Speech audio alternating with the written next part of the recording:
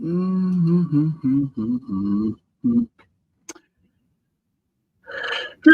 and welcome, ladies and gents. Good to see you all. Hope you're doing well. And yeah, welcome in another Saturday. So, hello, Mr. Steve. So, let's grab something. Finally, with kind of access to my upper bench, what is awesome. I still got like tons of stuff in front of me, but I can come quite close. That's acceptable. Hope the audio and everything is going as used to. And yeah, so ladies and gents, let's start the chat as usual. And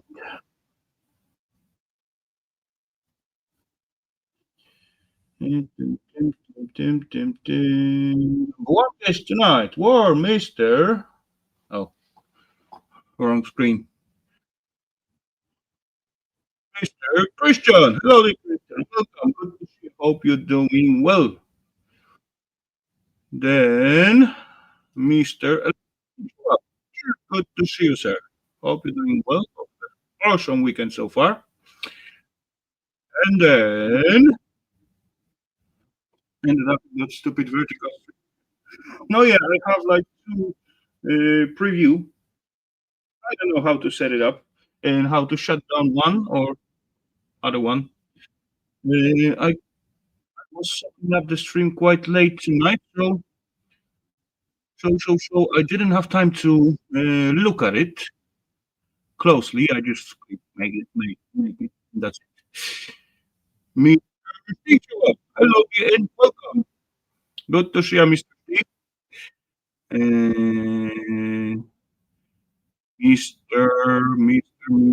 Mr. Ian. Hello, the Mr. Ian. Welcome. Hello, Space Station. Hello, Earth. Mm, um, Mr. Kevin Joab. Hello, the Mr. Kevin. Welcome. Uh, and so far, as I look at the chat, that's all the guests. So welcome, gents. I could clearly said welcome, gents. Ladies join us yet, but oh well, that's gonna change. I hope. Oh, okay. I got this thing all the way down. This thing working. This thing working. So, what do we gonna scrap tonight? An old dinosaur, not elephant, dinosaur. Camera. Okay. Boom, boom, boom. There we go. That's an old bugger. And actually, it was standing in by the my cave down there. And it stands so long time, and it's turned like one color. I did swipe it with little brush, but you can clearly see by the wet and by the sun. It was standing there long time. How the steps going coming on? Oh, these are awesome! This is going awesome. You will see probably Tuesday. I believe I got two like, yesterday. I just sit down and create like two videos about the stairs. So they are already uploaded to YouTube. So there are gonna be some videos. Okay, that's gonna be video. Yeah, old flat screen. You see, it is flat screen. It is straight. It's not bulgy. It's not round. It is flat screen, but CRT, CRT, but flat. Yeah, I don't know where I get it from. Compact V720.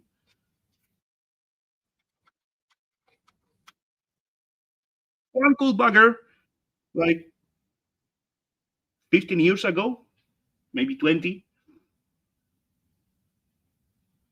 But today it is dinosaur. Hmm. Okay, so now yeah, I forget to scrap the most little aluminium scrapping. So, ladies and gents, cheers for the good time, for the good stream, for the good fun.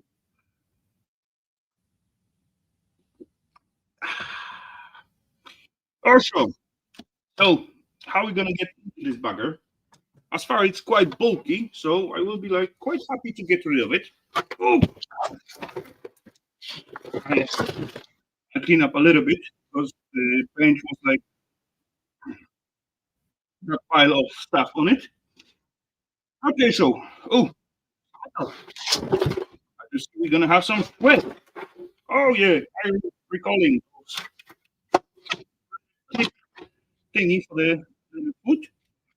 Unfortunately, that is just plastic, but that's okay. Now we got a little more access to the screwies, and for those screwies, I got wait somewhere. Oh, whew, sorry. I got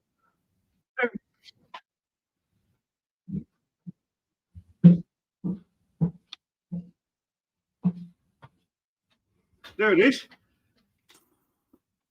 Extra long bead with the Phillips top.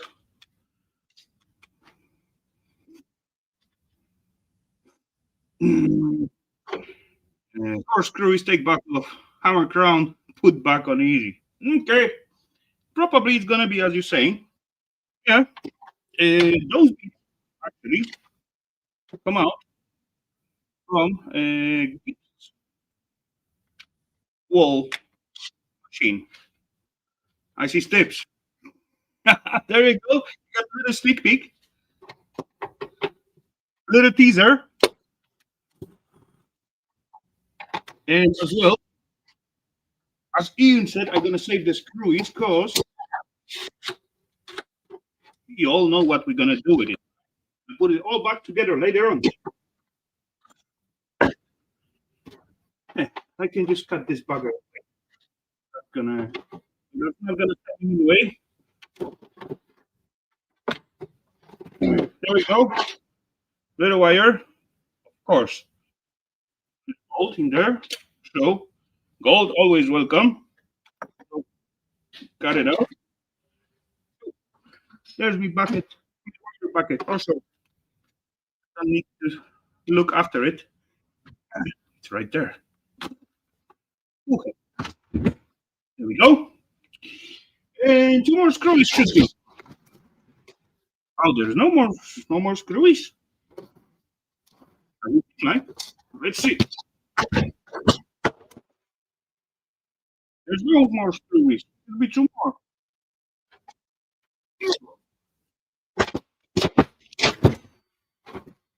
They do it cheap.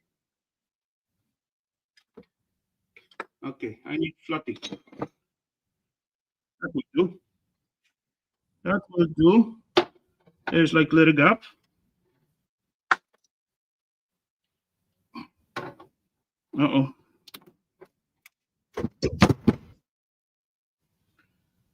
I was close to. Sweat.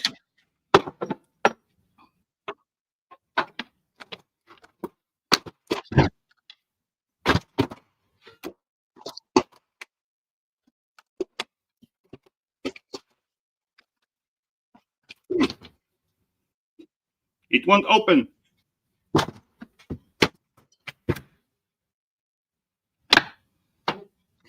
You might fluffy too big.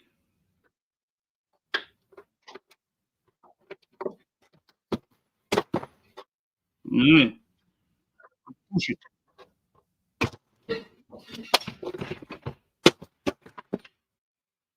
And the big plate of stainless coming on my head, my legs. There we go.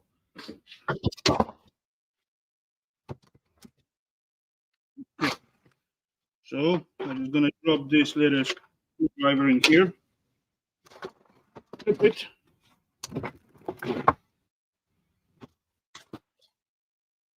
There we go. Now we're talking. Okay, so that big plastic thingy. Oh, I broke off plastic. Oops. But we got another shield all over.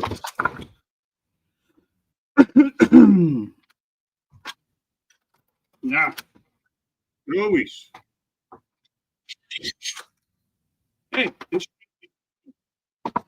seems like I'm gonna get,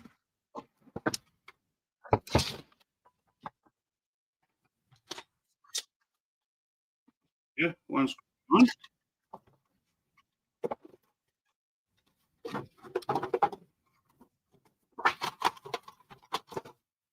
Ah, we got it. But wait, is it all? This piece, this piece seems like this is steel. All the rest is aluminum, but this piece, wait, it is steel. That's no good. I don't want this steel piece in my aluminum pile. Okay, easy. We got a few more steel pieces. Oh, there's one more. Again, this thingy. Some kind of weird rounding stuff. Then it's supposed to rip up. Come on up. There we go. Sweat. Not only aluminum, bit of plastic again. Hmm. And what about those rounding springy? What are you? Non-magnetic. So I assuming those gonna be two more. Those gonna be brassy bits. Nickel plated brassy bits.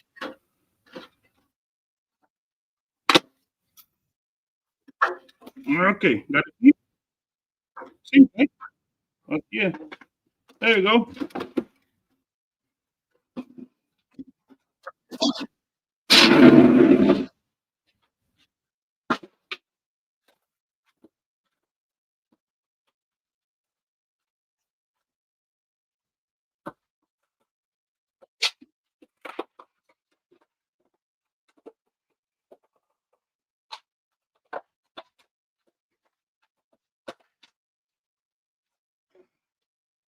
There we go. Oh, that is quite weighty, I would say. So awesome. I saw just I'm in bucket here, right? Go. Now those, as I said, I think that's going to be brassy beats. So there was also there we go. Oh, and we got one more ground thingy, but seems to be copper. That's even better. Copper. Somewhere. Okay, I just dropped it here for now. There's also a box with copper, and then some pluggies.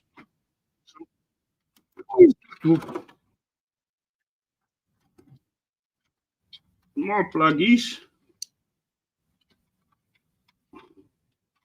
What they are protected or what? Just grounding. Oh, there's pluggy. One more.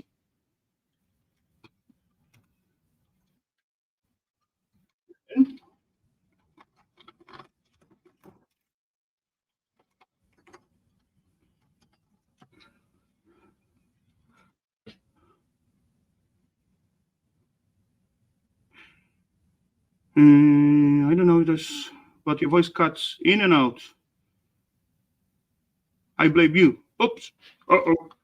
I'm in trouble. Microphone.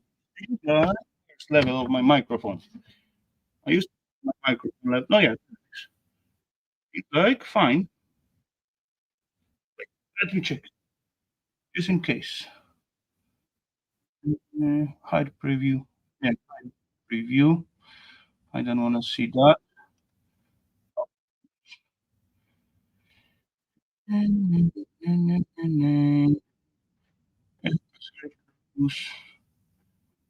Background noise.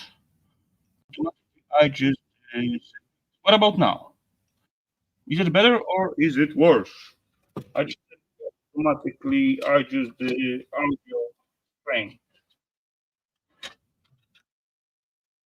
Okay, seems like I'm not gonna unconnect those buggers. So what I'm gonna do, I'm gonna cut it. And thanks to that, I end up with this little bugger.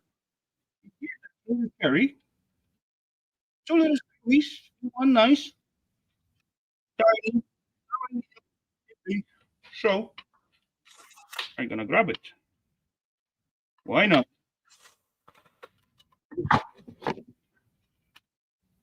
Oh, got it. One little section aluminum heatsink to the collection.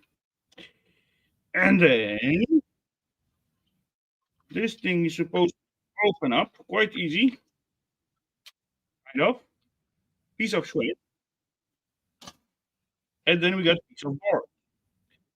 Piece of board what is soldered to those metal frame. Hmm.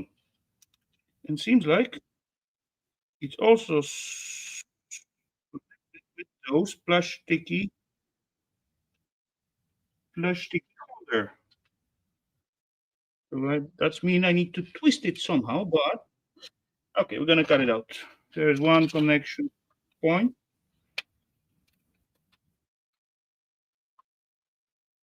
If I can drop my right. Oh yeah, that worked out. There's another one.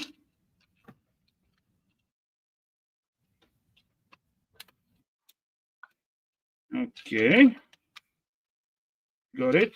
Two more on the other side.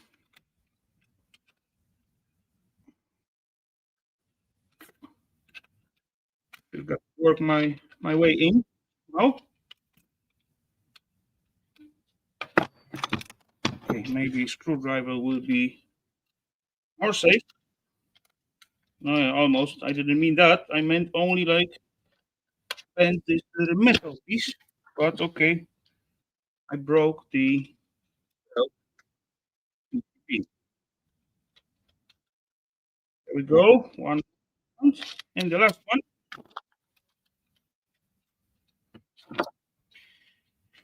And the last one. There.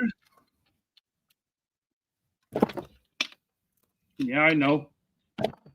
I butchered it a little bit. Well,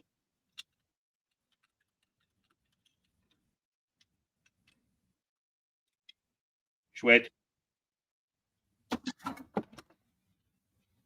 And the self PCB with on nice Samsung IC chip. That's kind of cool. Few little wires.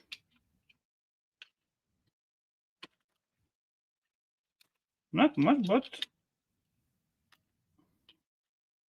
wire bucket will not complain about that.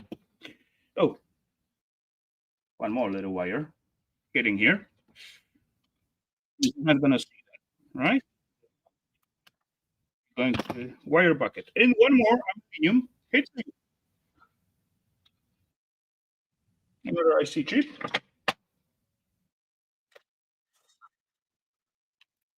Oh, I got like tiny little nut behind it. So I got to put my finger in, and there we go.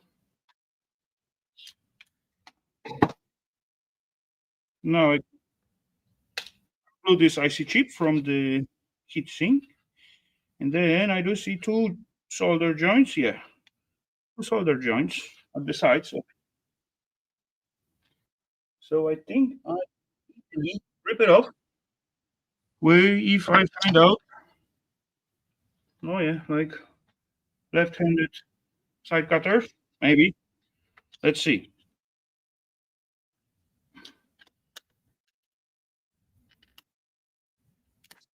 Uh-oh. I ripped off a piece of aluminium. There we go. Ah, there's more than two. No. There we go. Nice and clean aluminium. Left out on the cell circuitry. So what left to do is rip off my seat chip, like so, and drop it to the top later, and cut away this little bugger. And the rest gonna be like low grade. That's okay. That's how it is. Okay, what do we got? Oh, little condominium gummy thingy. Little gummy thingy. Little wires. Little ferrite.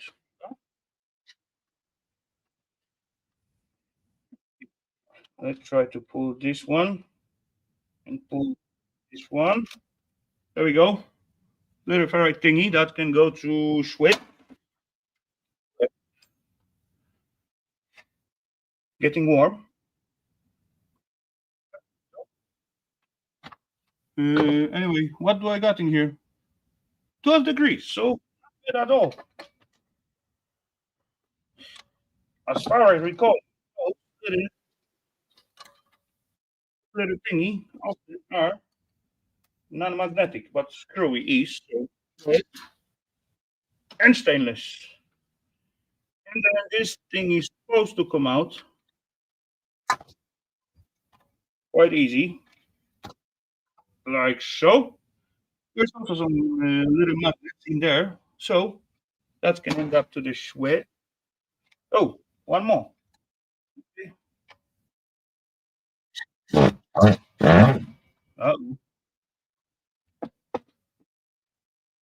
Uh-oh.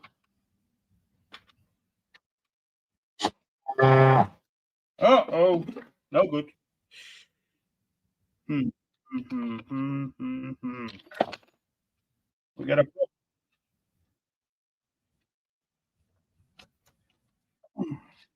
nope. We should go easier way. And okay, never mind. Too late. I fucked it up. And plier. Um, plier here. I should. I'm pretty sure I got one or two pair somewhere. What about this? Oh, it's not gonna fit. What about this thingy? What is it? 8 millimeter.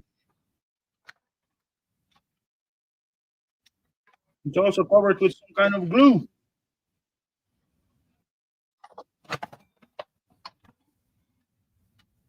You stop it with a hand. I don't want to break the glass. Come on. Yeah. And I know that's only my own. I should scrape all those glue first. Before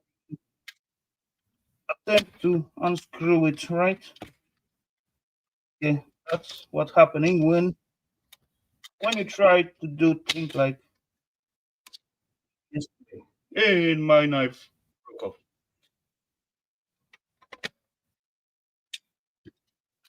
Oh, let's try again. Oh crap! 8 mm is too big. Do we have something smaller? Oh, I got 10. I got 10 mm spanner. Put it there. And this thing is supposed to be like smaller than 8. No, that's too.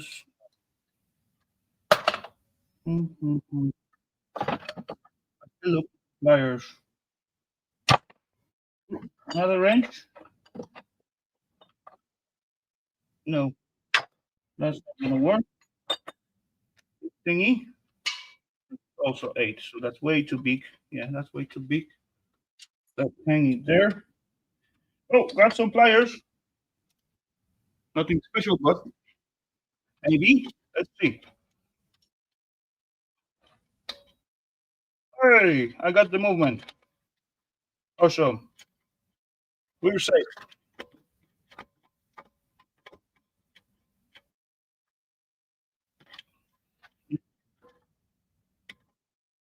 You should be loose enough to move. Come on. What are you, glued or what?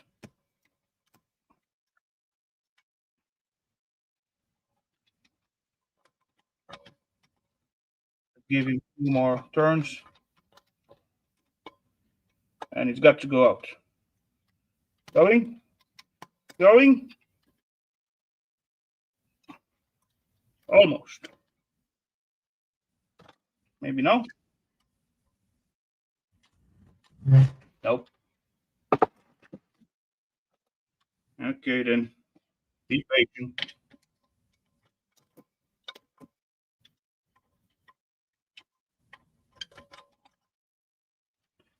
Now it's got to go. Coming.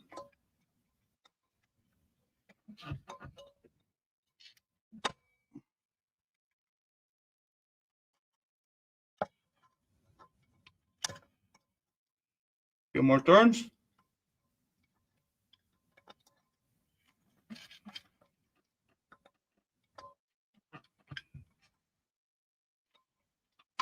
Oh, come on, little bugger. Cooperate.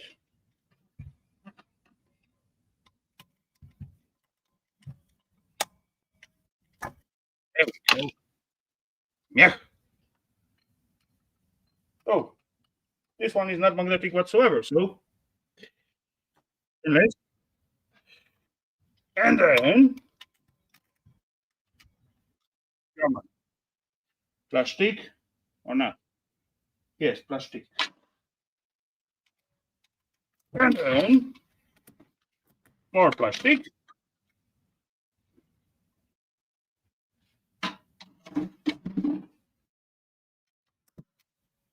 One more. No, no more screws. So, thing is coming. There we go. Oofed. Little buggers. I don't remember when last time I do like whatever CRT. Maybe that is the reason why, like, a little extra. But oh well. Tell me, Pips, when last time have you done CRT?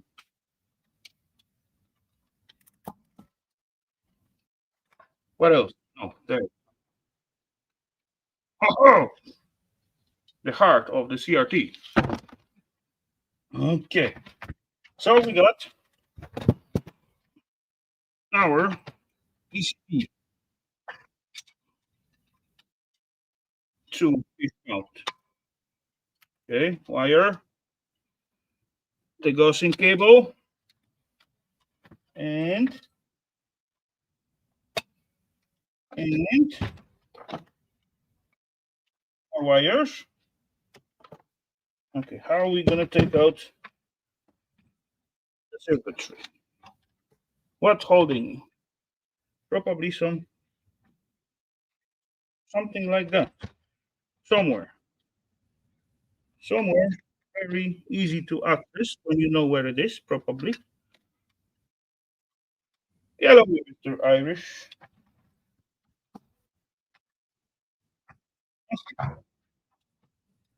If I scream, come out, little buggers, it's not gonna help. Oh yeah, there are the clips. I see them.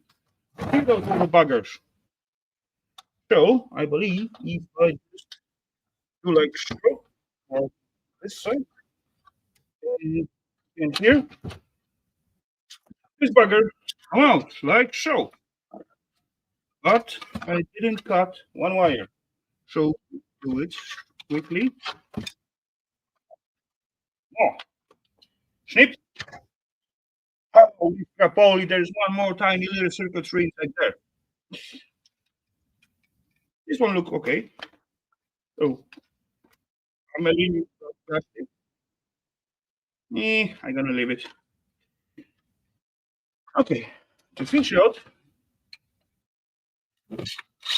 the board, I do see so far two.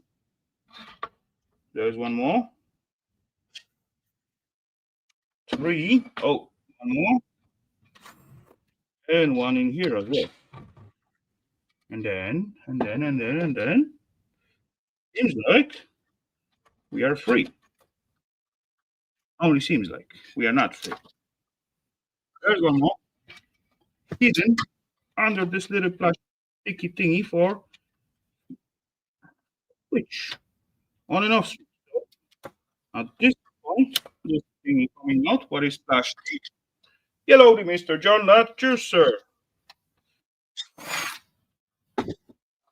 Okay. And then, right, almost. Got it. More sweat.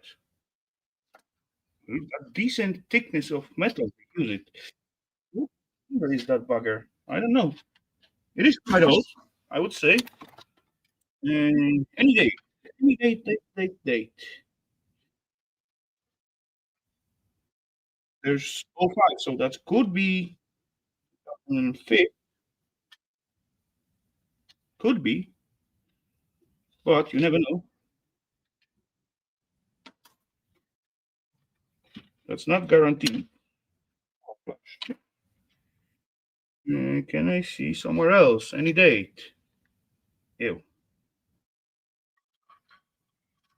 Nope. Maybe you could. Oh, see.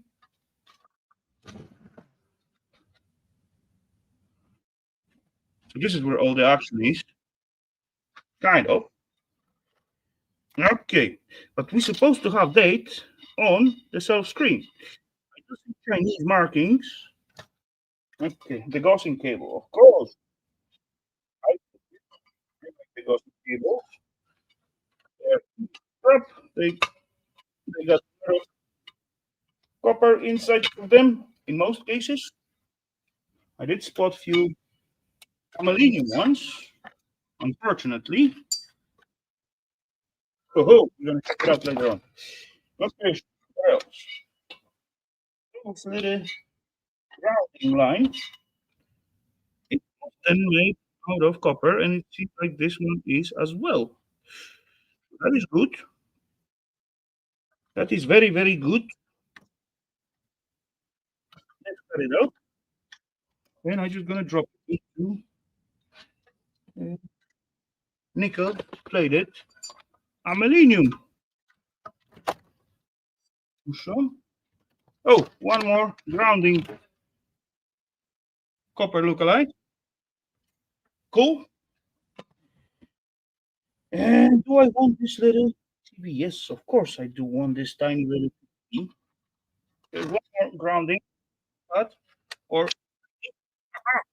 nickel plate, but non-magnetic. So that to the bucket. Should we? I see. Oh, may not be any screw out there, so push it up. If I just push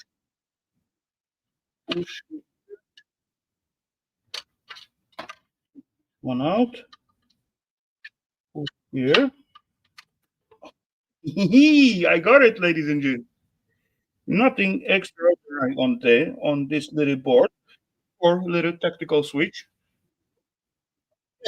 Board is mine. Plastic. Alright. Let's go to the pluggies. Yes, let's go to the pluggies. Boom! TTT bugger. So, as always, respecting the recycling center.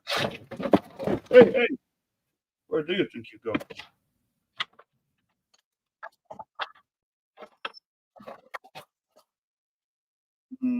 Two screws. There it is. Machine.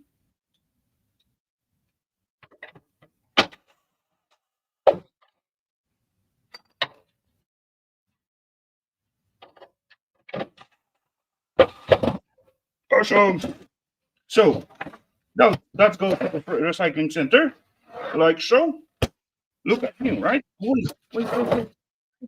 No, cannot. I could this one, but for this, I need those metal plates that was being here. Or, or, I got a tape.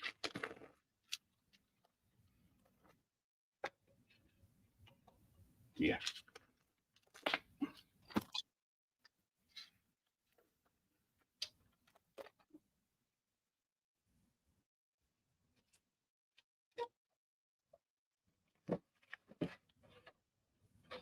There we go. Isn't that piece of art? I guess so. Okay then. Perfect.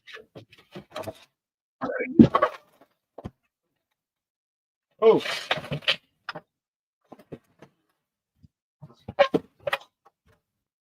now it's opening as well in the in here.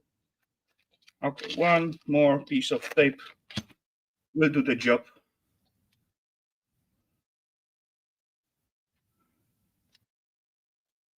Okay. Oh, there we go. Very nice. Yellow. She scrapped shells. Welcome. Welcome. Shia, good to meet you. Hope you see something fun in here. One more piece, just to be sure. Ah, there we go. Good as new, right? Even with the leg. So, with the result, going here, next to the door. Boom, boom, boom, boom. Clean up a little bit. Yeah, nothing new.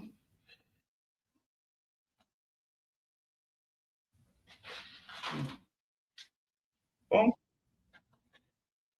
Okay, so what we're gonna check? Uh, the gassing cable. What do we got? Is that gonna be uh, our favorite copper, or if that's gonna be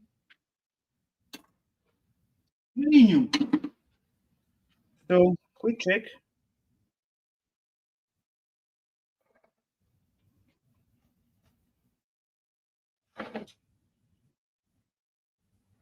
But even though it's gonna be aluminium, it's still like good enough amount to scrap it out and just drop to aluminium.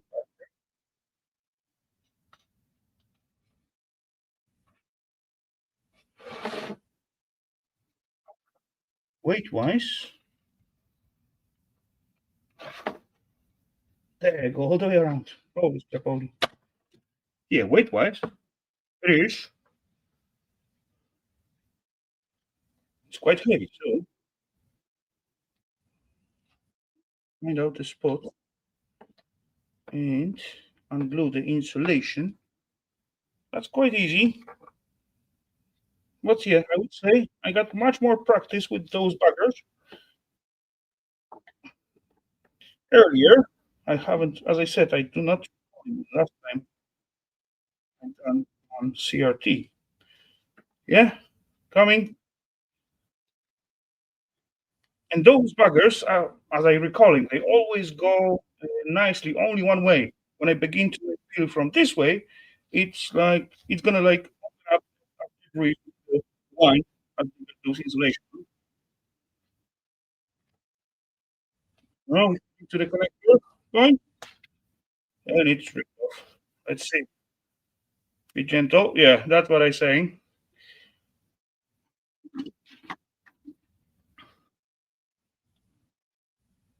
No, I didn't have to do it.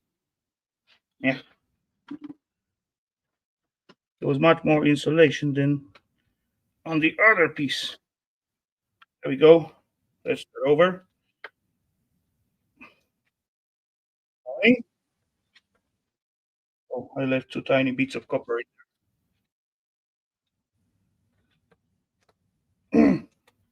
Boom.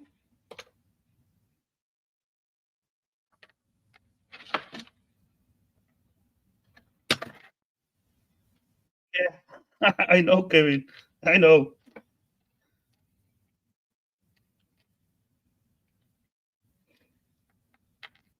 How it was when CRT laying all over the place and no one even collecting them. And these days, they are gone, totally gone, and everyone missing them because it was like decent room to operate with, and they were fairly easy to scrap out. Yeah, these sellers, welcome. Okay, so we got it. And weight-wise, I would say this is clean, large, proper, but to just for being sure, I'm gonna take some. We're gonna or we're not gonna.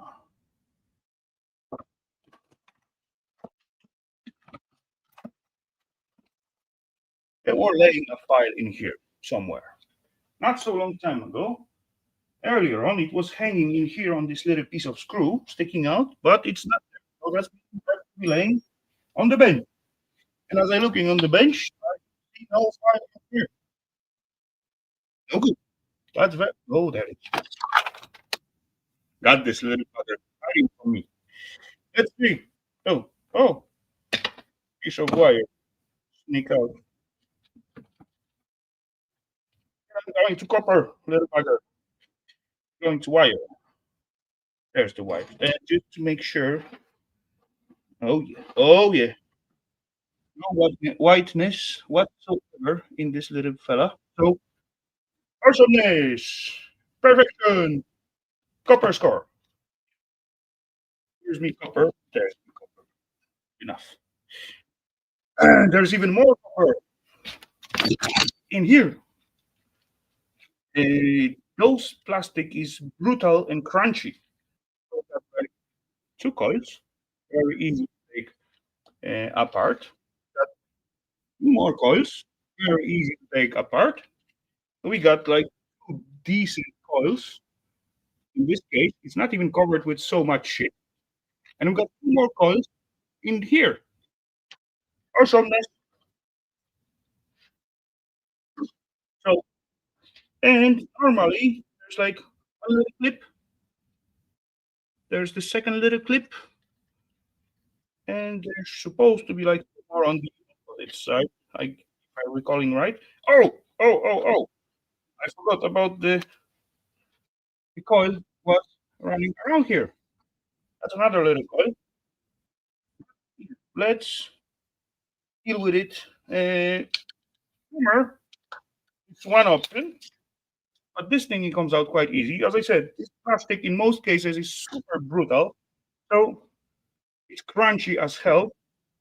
So even without armor, break it with your hands, and then,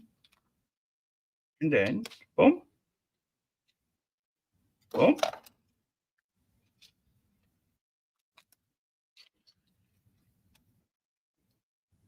boom. How nice, how nice and sexy. How easy was that? Boom. There we go. How do I look? Perfect. Okay, two plastic pieces with one tiny M&Ms. Why not? Mm, plastic.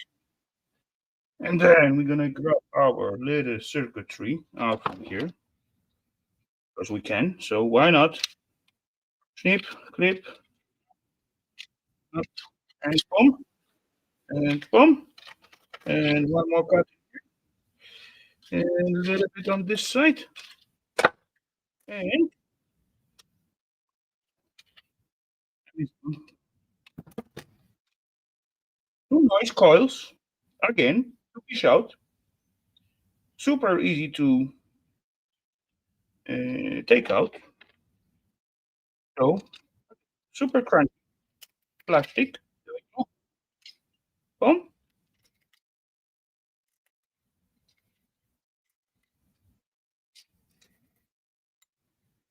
Nice.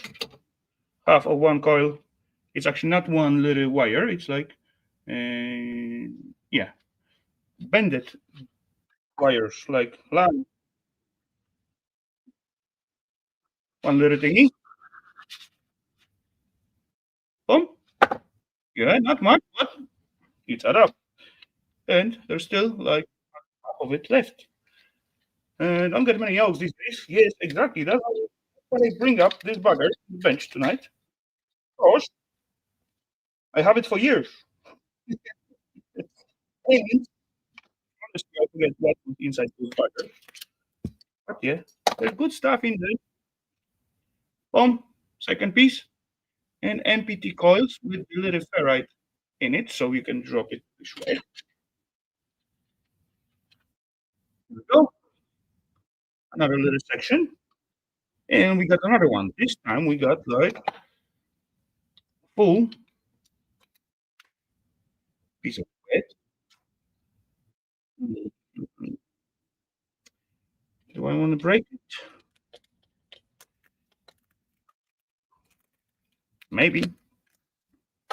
There we go.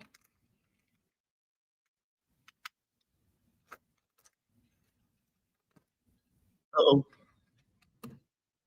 Stuck ferrite inside my coil. No worry, Kevin. Do what you need to do, sir. Hey, is it? It's not just ferrite inside this little bugger.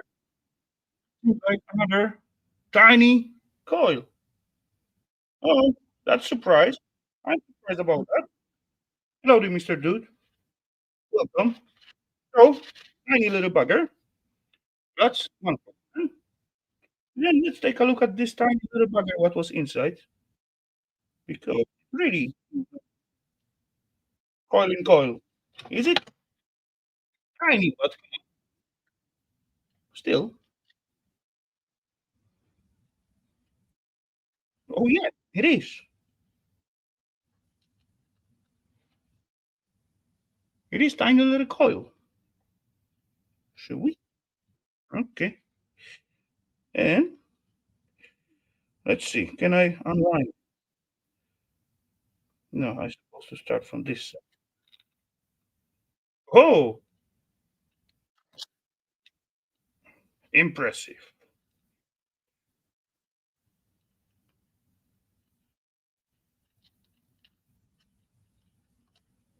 That's tiny little coil. Now it is MPTT. Yes, it is. It got so much copper in it. So that's not bad whatsoever. Huh. So we got one more. It also seems like it is like coil in this little fella. So that is sweet. That is sweet. So when last time have you seen a CRT monitor on the YouTube video? That's got to be a good while. Another one. Perfect. And, and let's fish out this tiny little bugger.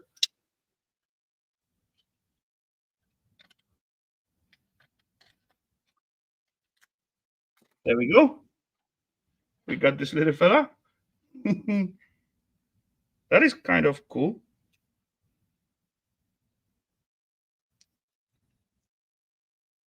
Boom. And then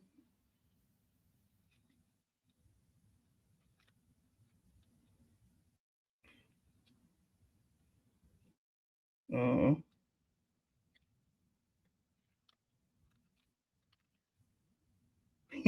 I got it. So there we go, ladies and gents. Coin in the coin. Hey, what's happening here? And this happened. I believe I catch my hoodie with this one sharp piece. Yeah, again, awesomeness. Let's fall down. Tiny piece of wire with the pluggy. If wire go there. Good. Cheers, peeps.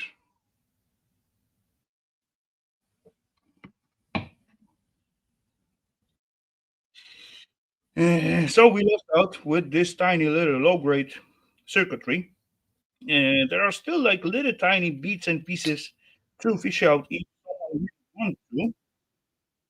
But yeah, few diodes, few resistors, capacitors, M&Ms, or whatever you call them, potentiometers, but potentially got some tiny little trace of silver.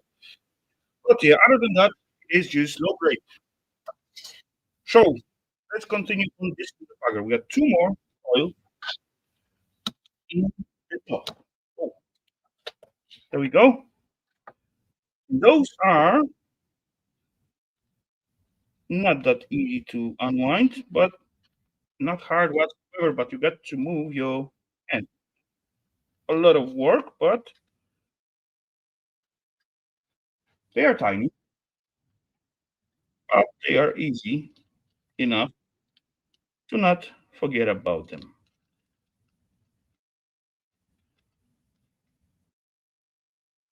Okay, how much does it take? In seconds? Maybe 20?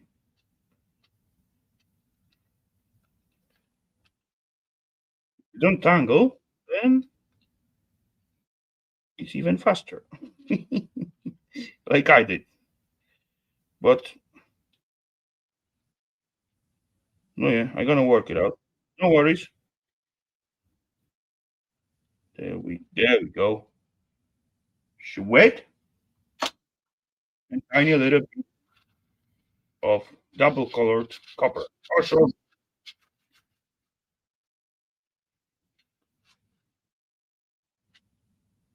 boom. Okay, we got one more tiny one coming like so.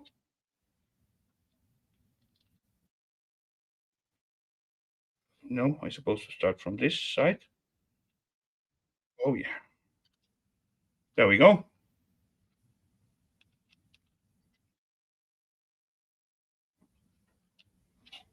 Coming out, coming out.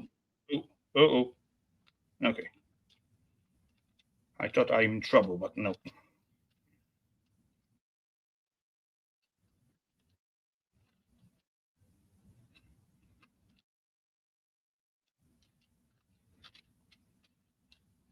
And a few more wines.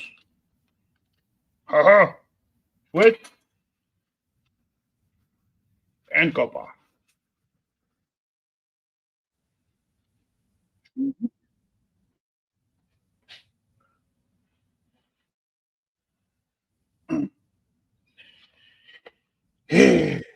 Okay, so we got main cores. Two biggest coils in this little bugger. So there's like one little clip, metal clip on those little ferrite thingy. And boom, right on the other side, there's a little clip. Boom, right. And the little ferrite can be, most cases, separated. So with little gentle, uh, that kind of stuff. Boom. Uh-huh. That can go to the sweat. No, not that much. That can go to the sweat as well. That is nice and clean piece of copper. Awesome. And then we got nice and clean piece of copper. Awesome. Awesomeness.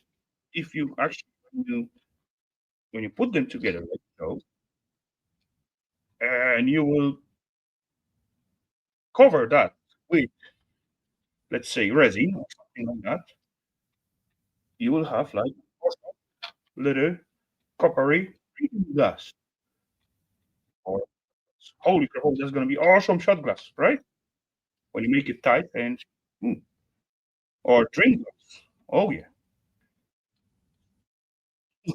With the copper. So that's gonna be shot glass, and this one gonna be like whiskey glass. Because we got two more like buggers, another two set of So, and usually there are like little clips, like one there, boom, boom, boom, this little bugger, like so, and on the other side as well.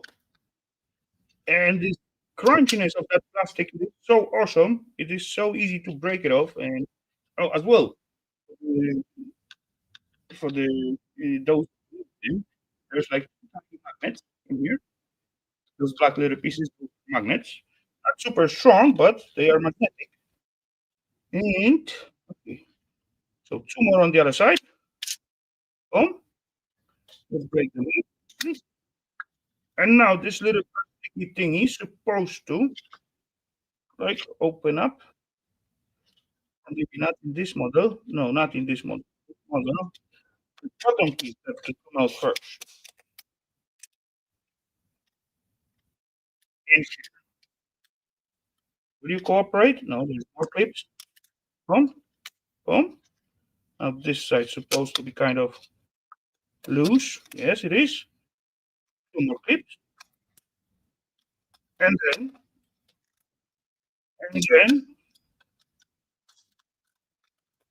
coming more plastic. Then we got like tiny little channels, what are also holding us a little bit. But if I unwind this little bugger, like so, there's one more. Boom, boom. Now this thing is supposed to open up. Will you open up? Seems like it will. There we go. More plastic. Really? And more plastic. And we got another little drinking glass, whiskey glass. Yeah, if we clean it up from those, not really necessary to clean it up from those little plastic thingy, but it will look much better.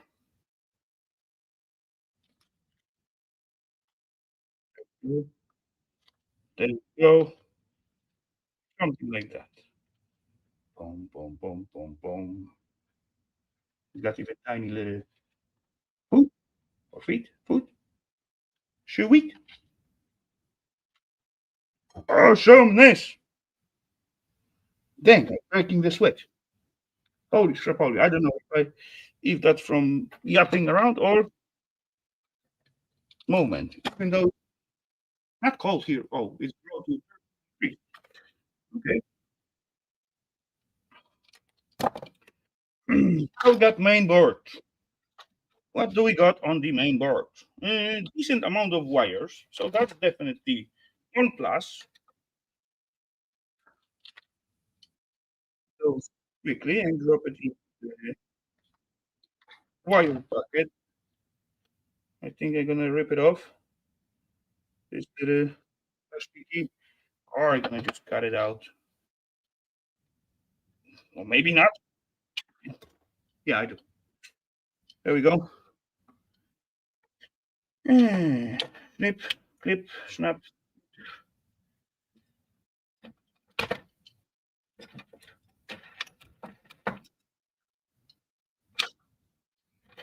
Yeah, awesome. To the bucket. Two more, tiny, but get up. Boom. And oh, one more. So as far as this bugger, it is low grade anyway. So it will be worth to fish out this little coil because it is copper coil. Yep, the extra copper. A million sinks. There's some more IC chips. There's some decent IC chips. smaller, smaller aluminium coils. Oh wait, this one maybe even. Oh, it's aluminum. Maybe not. Yeah. And there is one more, much thicker aluminium heatsink. So if we probably try to take it out, we're gonna break up the whole circuitry. But that's no biggie because this is like high voltage transformer. So we can just as ripping it off together with the heatsink, and then later on fishing out the heatsink, we can drop this little bugger into transformer pile. And there's one more good looking and easy to unwind coil next to it. See? Can you see that, Ian? That's something what Mr. Ian likes a lot. Then yeah, few MOSFETs, few caps, few transistors. Oh, even one crystal. No jumpers though. Oh well. Okay, so ladies and gents, that's what we got. Called starting screen. That was literally a throwback for me. As I said earlier, I have no idea when last time I those buggers. But yeah, I do enjoy this one, and I really can't get rid of it because it's taking a lot of space, and it does stay on my cave like I don't know how many years, many, many, many, many.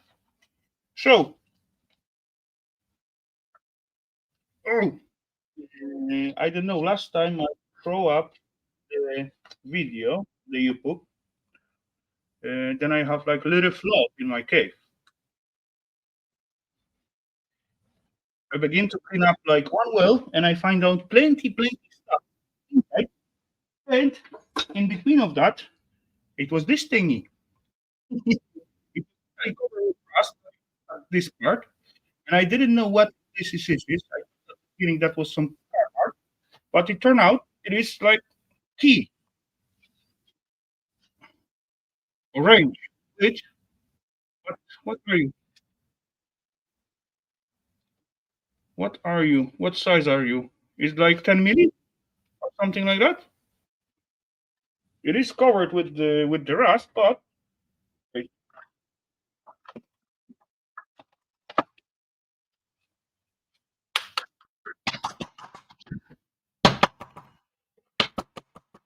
that is cleanable.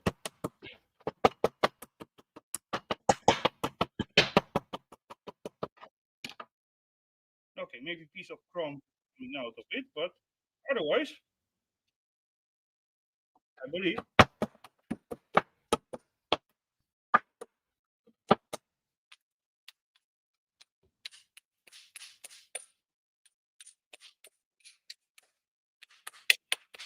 I don't know how many years those bugger laying in that well.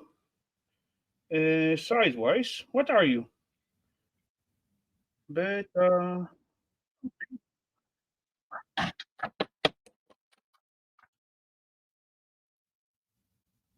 beta 992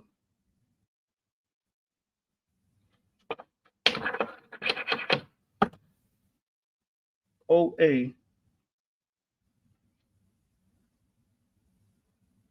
Seems like 11 millimeters. Oh yeah, it's visible. No, Italy, not 11 millimeters. Size wise,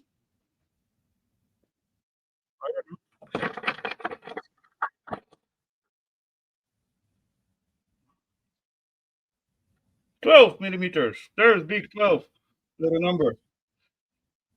And look, it's still moving.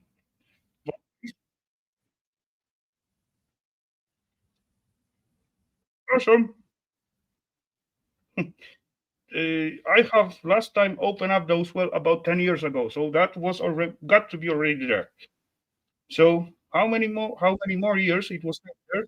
No idea, but that's funny. That's funny. 1.5 feet.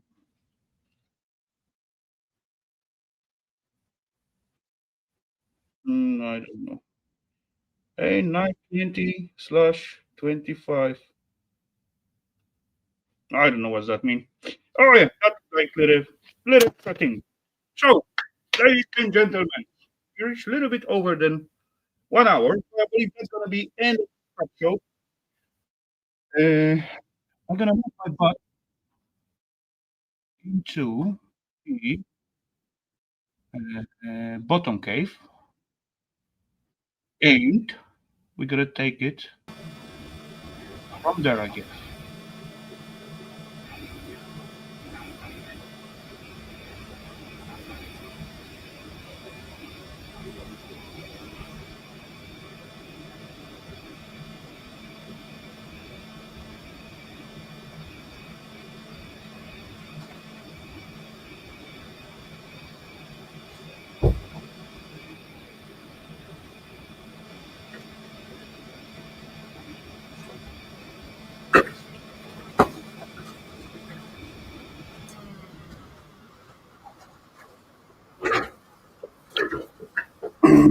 Okay. So,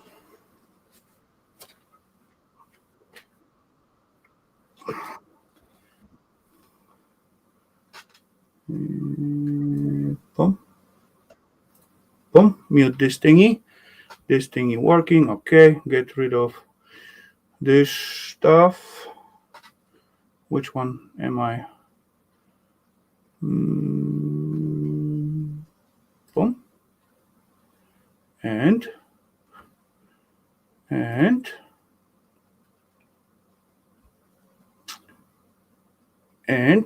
and hellowdy and welcome, Mr. Bored Old Fart. Hellowdy, sir. Good to see ya. Hope you're doing well and have awesome weekend so far. And yeah, as far I got like 19 degrees here, so I'm gonna take this one out.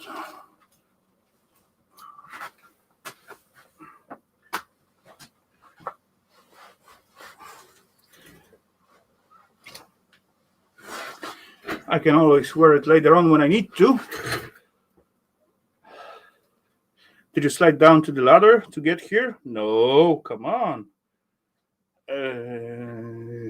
No. As you see, my ladder standing behind. Is visible? Oh, partially visible. In this little corner, at the bottom right corner, as you look out there, that's standing my ladder. Yeah. Single cam now. What do you mean? That meant if I do that now is double? Really? I thought it's only preview for me. Is it double now? Or were double for the whole time? Was it? No. It wasn't.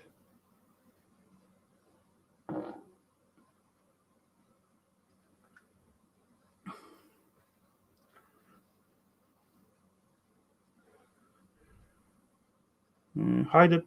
Yeah, the preview of vertical broadcast. Yeah, I can hide it, but I'm pretty sure that's only for myself. I can do double cam like so, but depend on where I'm sitting, I'm putting this or the other cam. Yeah, never mind. Okay then.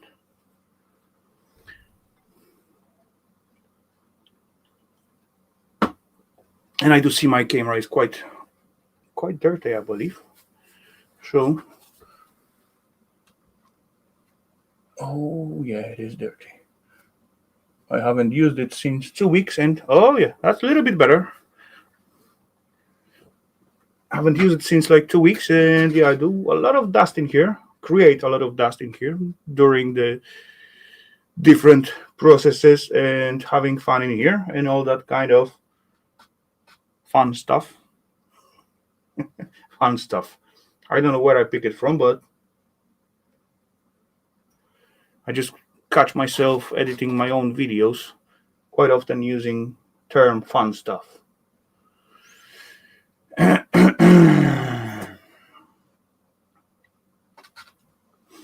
But yeah, about the sliding down to the cave, I still got like at least 2 more videos to put out. And yeah, with the process, how it's going and how it was. So be aware, they're gonna come. They're not gonna be super long, but yeah, I believe one got like 6 minutes. Second one got a little more, about. Wait, I can check, right? I can easily check. Hello there, Mr. Nicky. Welcome. YouTube Studio. Oofed.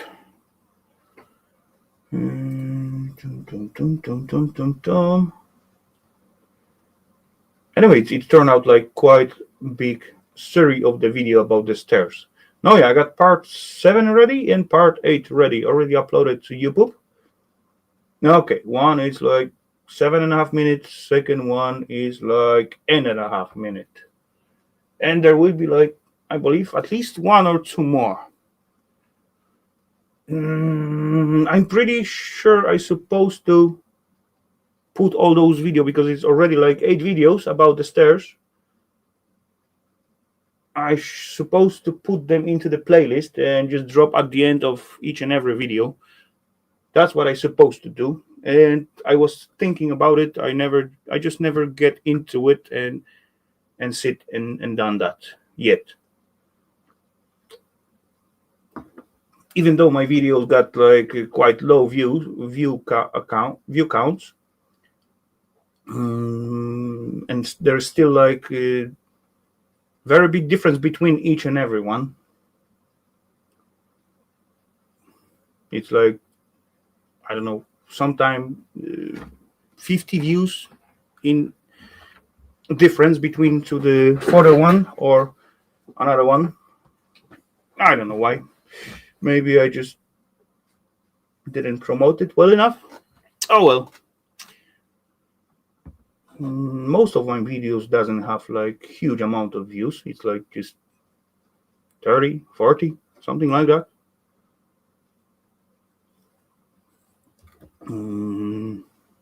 My stream is around like 100 views normally, so that's not a lot. Shorts doing a little bit better, but yeah, shorts are shorts, so not much you can do at the shorts. Not much to show. Oh yeah, why just sitting and yapping? If I can invite someone. Yeah, how would? Oh yeah, there it is. And copy this thingy, and let's see if someone gonna click the link tonight or not. And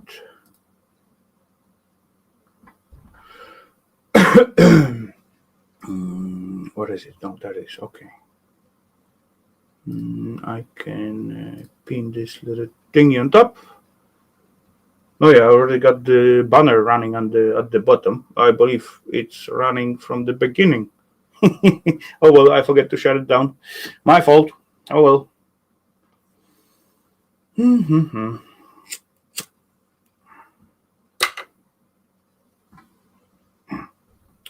So peeps, how do you like it? The CRT little scrap out? Because yeah, as I said, that's remind me a lot. Bring back the old days when it was like tons of CRTs all over. Every corner there is standing like one CRT.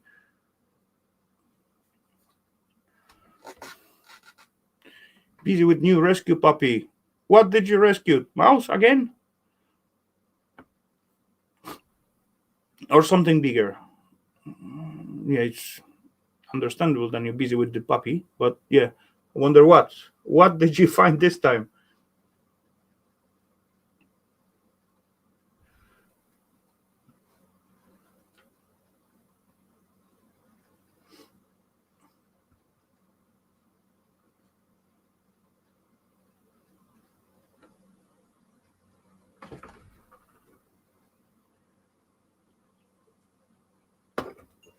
I haven't found any puppies last time, but I did find one human last time.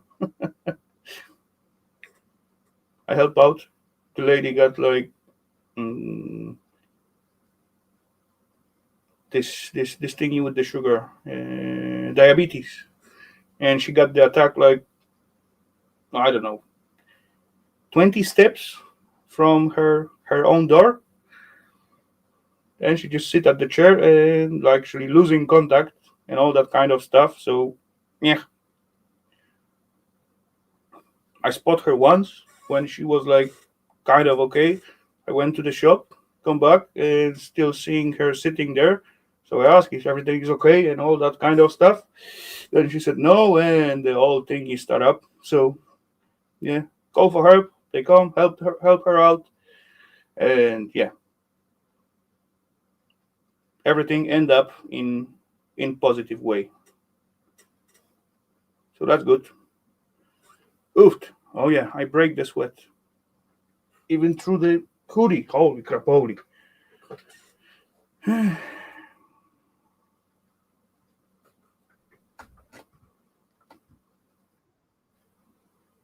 It was a busy week for me. After all. Uh-oh. I do see guests. Ladies and gents. That means we're gonna play the game. The game is to guess the guest name. Ladies and gentlemen.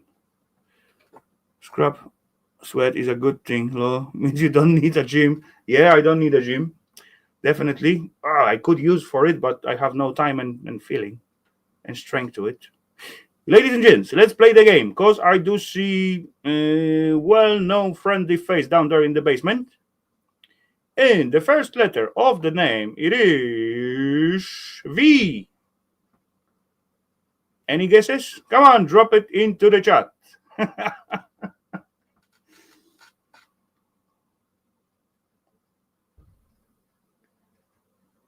Is there anyone in the chat? It seems like we got 13 peeps. And points go for Starmy. Hello there, mister. Hellowdy. Welcome. Good to see you as always. Hello, Claire. Claire, Solers, Nikki, Bordeaux, Fert. Everybody else down there? Kevin?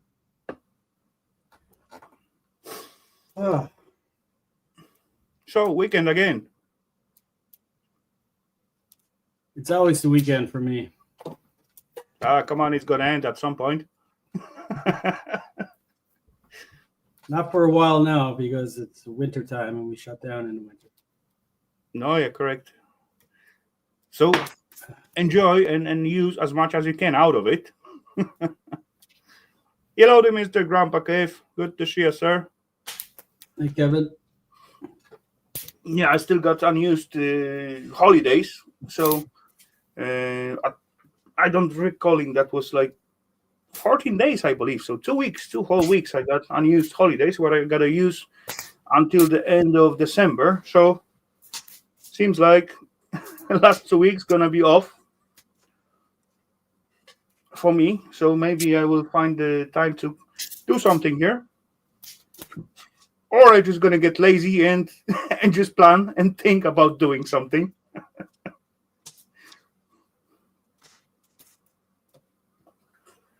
But yeah, we will see what comes out.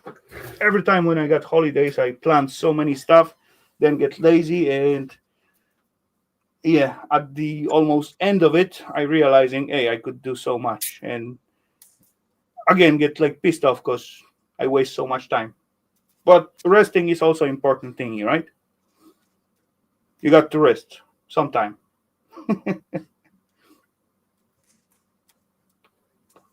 So fuck, then I didn't use like all my holidays. It is wrong thingy, I believe.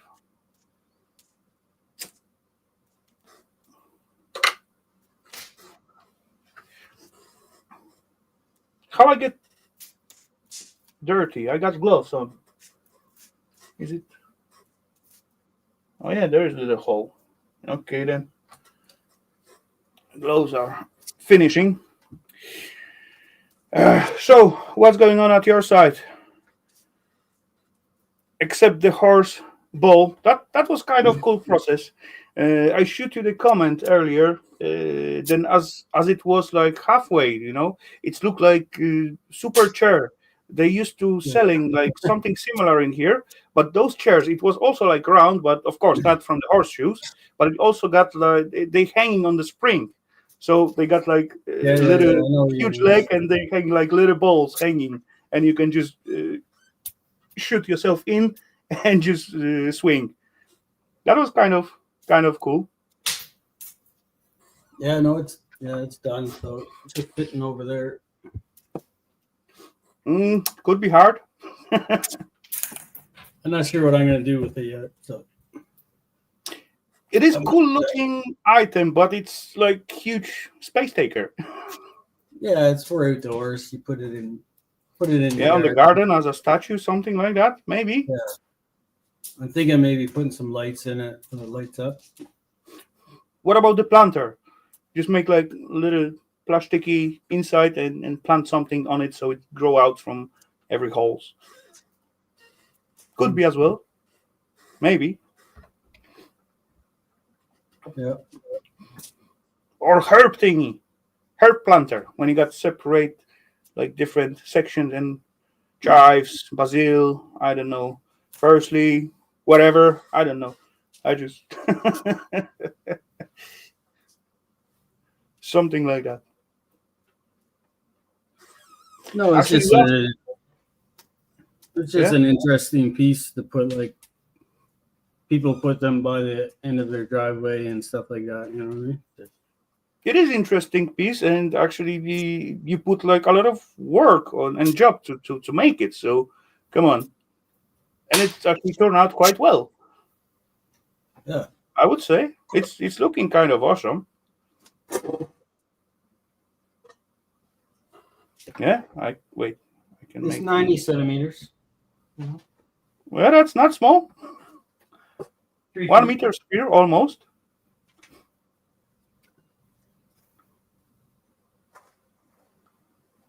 But I gotta. Welcome back, Mr. Kevin. Lights to A drop bunch of in. old, Okay. got a bunch of old Christmas lights I might hang up in there and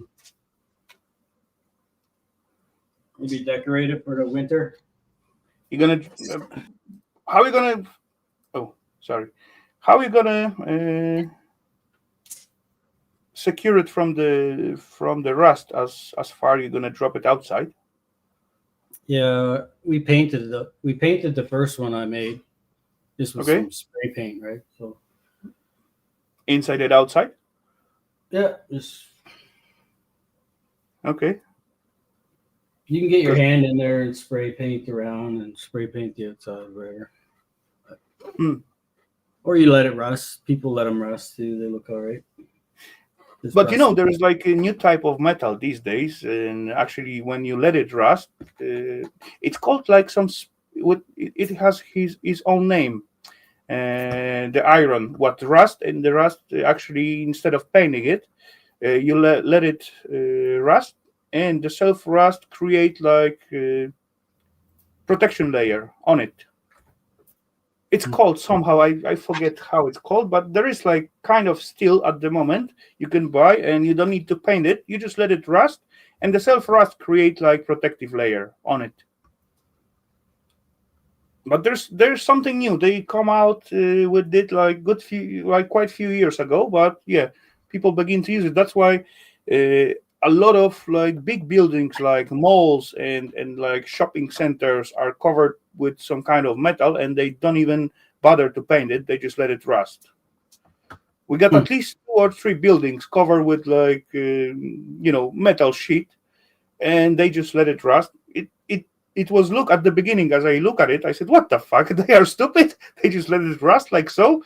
But yeah, there is some kind of special metal they create, and the What self color? rust is like create the protection layer for the rest. What color rust? Red or? Normal rust, brownish, reddish. Yeah, I It's mean, look like standard rusty metal. yeah, I mean, yeah. Rust doesn't typically go very deep in thicker metal anyway, so it's But kind yeah, of but as well, they they make like some kind of special. Then only like the very thin layer can get rusty, and that layer create as well some protection layer for the rest of it. Mm-hmm. As I saw, they begin to put like clean metal over the mall as they building. I said, "What the fuck? It's gonna get rusty, gonna get stains all over on the street, on the sidewalk, everywhere because they put a lot of those metal sheeting at this building." But yeah, it seems like they know what they were doing. I was the not informed one. Got to take a new doggy out. Okay, take care, Solars. Watch for the little doggos. Well, speaking of rust, I'm working on making a skillet, a griddle. Okay. So I found an old piece of a beam, like a steel beam. I've been trying to clean the rust off it, and No, I saw it yesterday on Alice. I think you showed those little pieces. Oh, yeah. So I'm working on building a burner right now, so I can slide the burner underneath there and heat it up for cooking. Why won't you just put it over your fireplace? I don't have a fireplace in here. Well, I mean, what kind of burner you're gonna use under it? Because it's like not that much space in it. Propane burner, like this. Okay. Are they flat enough?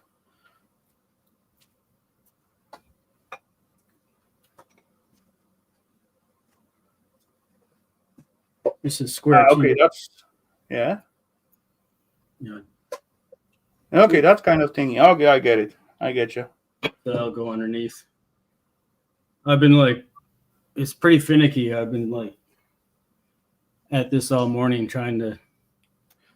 Have you tried out those little burner? Because the holes look like slightly big for the gas.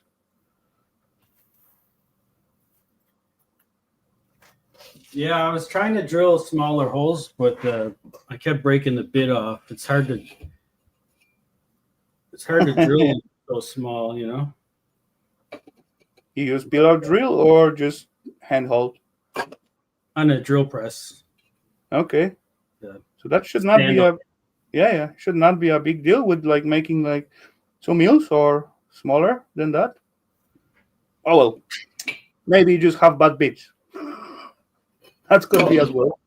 I mean, it's a pretty fine bit, so, and it's a lot of holes. So, but that seems like 3 meals, at least for me, from that quick look. Am I right?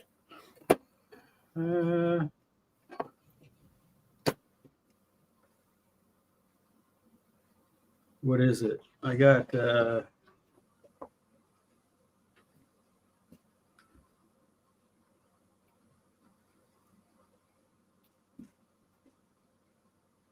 it's I use 3/32. So 3/32. What is this? Is 3/32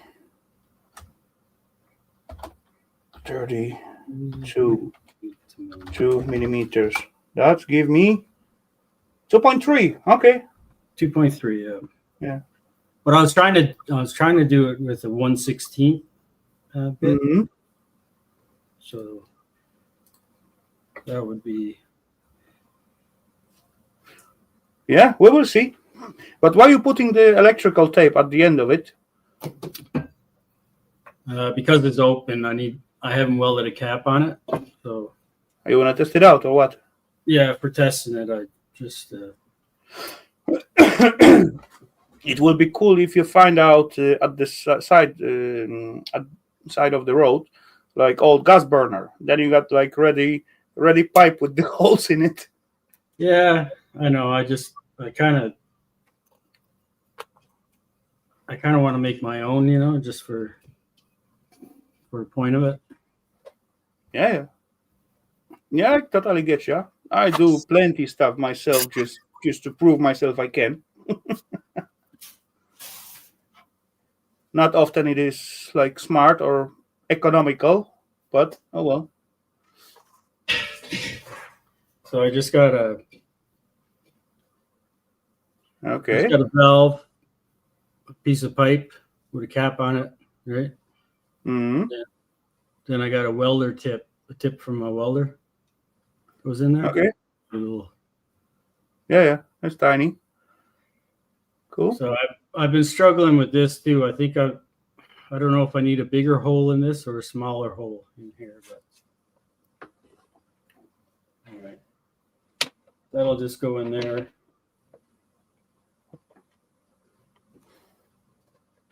So Ain't you got like lifted a little bit on one side so the gas can like stay in the chamber instead of going back? I'm not really sure how gas burner work, so that all what I asking and questioning is just like ideas what's coming into my head. So yeah, no. don't take it like don't get it wrong because I have no idea how this thingy works. I'm just gonna clamp this down here so it doesn't take off on me. Okay.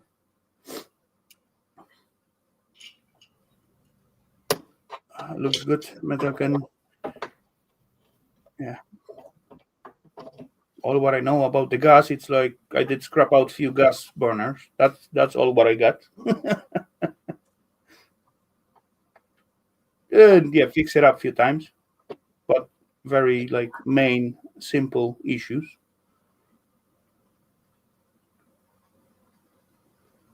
If it's coming to the gas, I used to call the guys and they come and fix it up or replace the heater.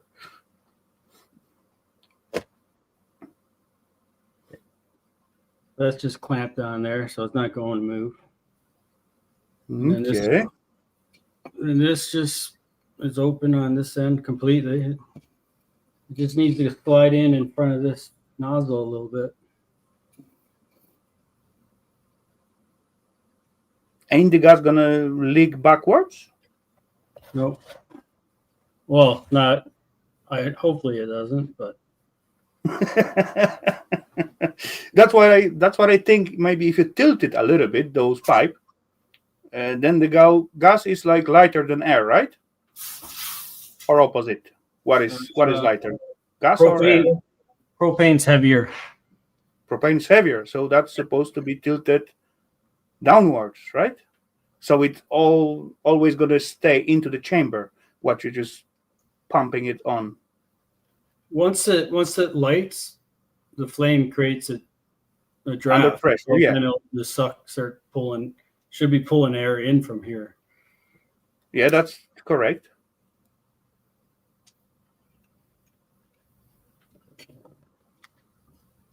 Okay.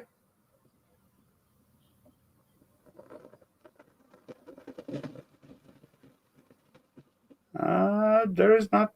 No, yeah. It's kind of equal, actually, I would say. Almost. But the first few holes ain't burning.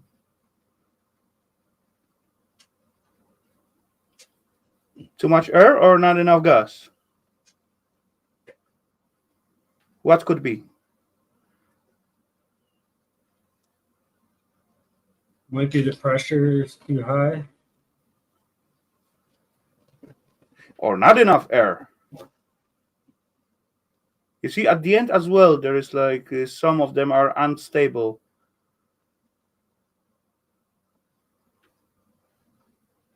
Or maybe they just need to warm up. I don't know.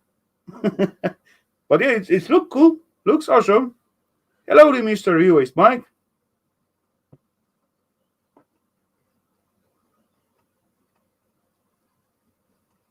Huh? Yeah, hey Mike. Interesting.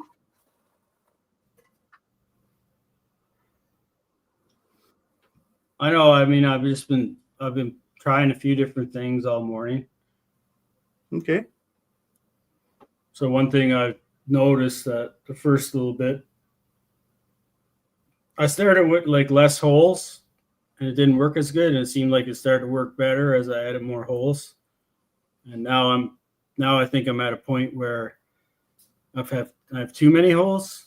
So, But okay, I think I find it out. Maybe those first holes, what doesn't burn, and they acting as an extra air inlet, as far there is under pressure inside that tube, and we see like clearly those at the end of the pipe, sometime burning like much higher. So maybe that's the first few holes. It's for like extra air inlet, because actually when you think about it and you count the surface of the inlet of the pipe, it will basically fit to those holes you make what burning. Are you with me? You know what I mean? like this You're never gonna opening. Yeah. then you cannot have like more surface burning than the self inlet of the air. Yeah, I mean, I've been playing with it, and like I say, That's just my idea. What it seems like I'm not saying it's like correct or something like that, but yeah, that's logically what come into my mind. well, that's why I'm just trying to like. I've been tinkering with it, and once I Oh, you get, know what? You can make like experiment if you close up a few of the last holes, exactly same amount what doesn't burn at the front, and then see if those gonna fire up. That's gonna confirm then air theory, I believe. yeah, I just closed a few holes on the front here. Hmm. Try this, and then I can start closing them from the back.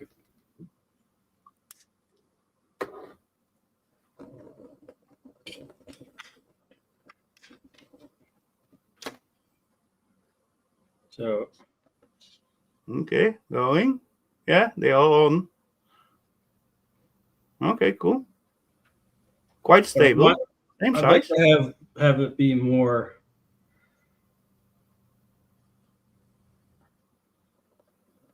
See, if I turn the pressure up too high, Yeah. you see how they start to lift off. Yeah, that seems like there's not enough air, I guess. I think Too that much gas and they pushing through. so I can run it wide open like that. These guys aren't lit. There. I mean, that's quite a bit of heat there for sure. And then once I turn the pressure up enough so they start to just come off the thing, kind of like Yeah, there's that, correct. then I can turn down the flow with the valve. Yeah, that's the same thing, right? No, the Oh, I have a regulator that controls the pressure of the gas coming out. but if you close down the valve at the self pipe, then that's the same thing. You close the regulator. Or I'm wrong. Uh, Yeah, I think so.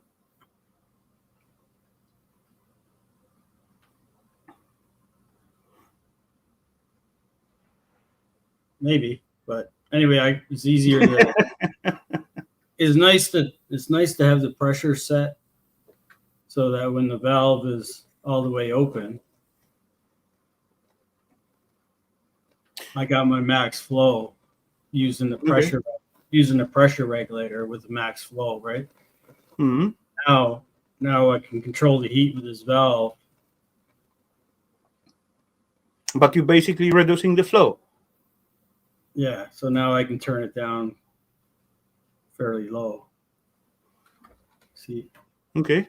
now it's just barely on. Question: what will happen if you block of air by the inlet? It'll probably Kevin get the flames will probably get pretty yellow. Oop, there's a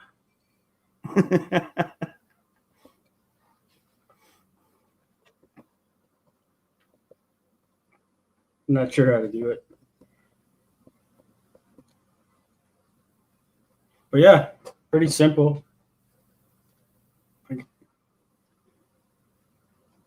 So I can turn it down low for grilling, and I can have it up high for like preheating the skillet. Right? I want to preheat my skillet, crank her up, and then when I go to cook, Okay. Yeah, it's gonna take a while you can turn before it down. you heat up such a big piece of steel. Yeah, it's a lot of metal to heat up. So, but that's pretty good. Yeah, it's working, so it's burning, giving up the heat. You got like a CO2 sensor or thingy in your garage? No. You should get one. Well, Just not for the heat. sake of it. I mean, my doors. I'll have my door open if I'm cooking it here or whatever. But yeah, no, that's pretty awesome. So that's Cheers, that Bill. one. I've been playing around with them, right? So Okay. Careful, it's hot.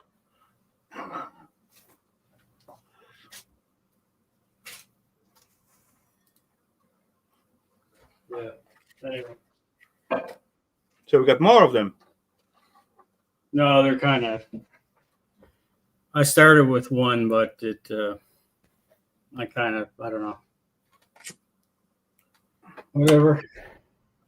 Kind of fuck it up.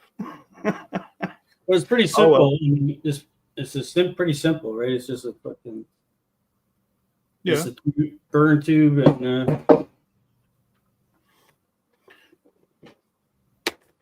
a little nozzle with a pressure regulator. Mm-hmm. So I'm gonna try and get a couple different tips. Maybe one that's a little smaller. If I get one that's smaller, I'll try it, and I could also drill this hole a little tiny bit bigger because this is only that's only 0.35. Okay. What's that? But you need a lot of gas to, like, even that amount what you got now, it's like quite decent surface to get those plates heated up. Yeah. But you want to put like more than one of that kind of pipe, or I don't know. I've been kind of thinking about. I don't know how big surface you want to warm up. You want to have like hot spot only at the center, or maybe at the side, and then the rest of the plate will be like slightly cooler, or because that's also important when you got like two temps at one plate, right? When you heat up under, let's say, right size at the edge, then you got hot spot, and then you had like a little cooler spot to chill out the meat or already done meat or whatever you're gonna make on it. Sometime when you want to do like, I don't know, fish or something like that, then you really will to have like little cool spot, warm enough to keep it cooking, but yeah. So I'll be able to move this underneath there wherever I want it to go, right? So you put it towards the back of the thing, or you put it towards the front, whatever, right? Yeah. So you move it around. Okay. I don't know. I'm just started experimenting. It's the kind of thing that once you get into it, you'll make adjustments on the fly or whatever, right? So yeah. Hey, Bill, how's it going? Did I used to work for the fire department? No. He about to make them like little works. Hey, come on! He playing with the fire since long time. How many fire you caught so far? I had one when I was a kid, so I got in trouble for it.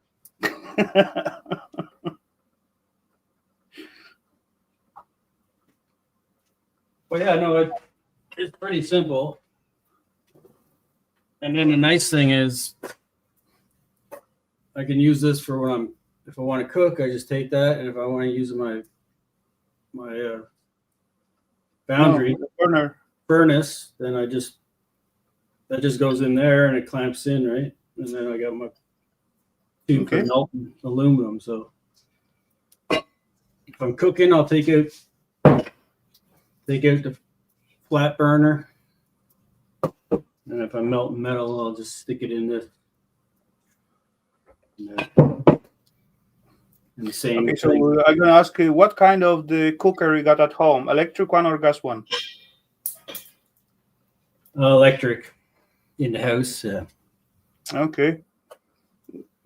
How often are you using it, or are you going for the gas?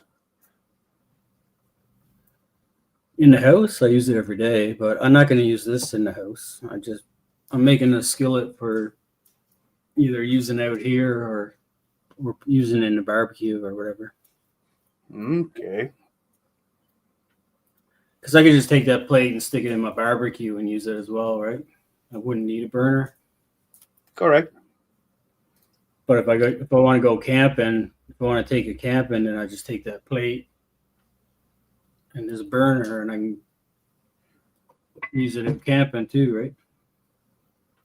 Basically, quite heavy equipment for camping, but okay.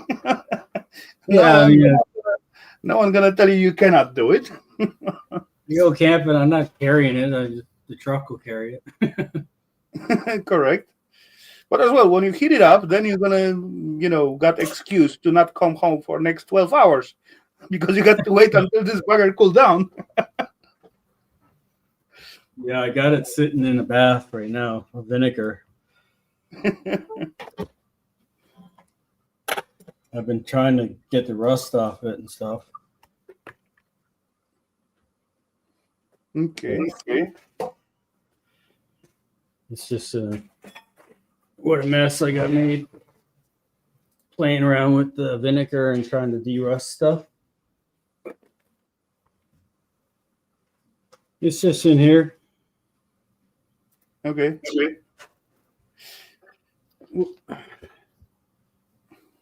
I put some paper towels over that. For what? No, yeah, because they're sticking out. Okay, I get it. Just to keep them wet. Yeah. Let's have a look at it. Have a think about sandblasting, maybe? I'm probably going to sandblast the top surface that I'll be cooking on. Or maybe even milling? No, I can't. Not milling. I don't have a mill. Let me flip it up here. It's one heavy bugger, right? Yeah, it's about 50 pounds, I think.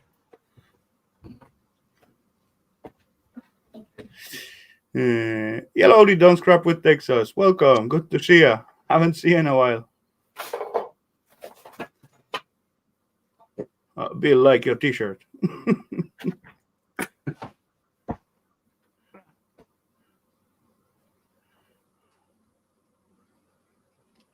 It's definitely coming off. I've seen plenty peeps use those vinegar to de-rust stuff. I never tried that, honestly. I don't really need to, so maybe that's why. When I got some rusty stuff, I used to drop them into the diesel container.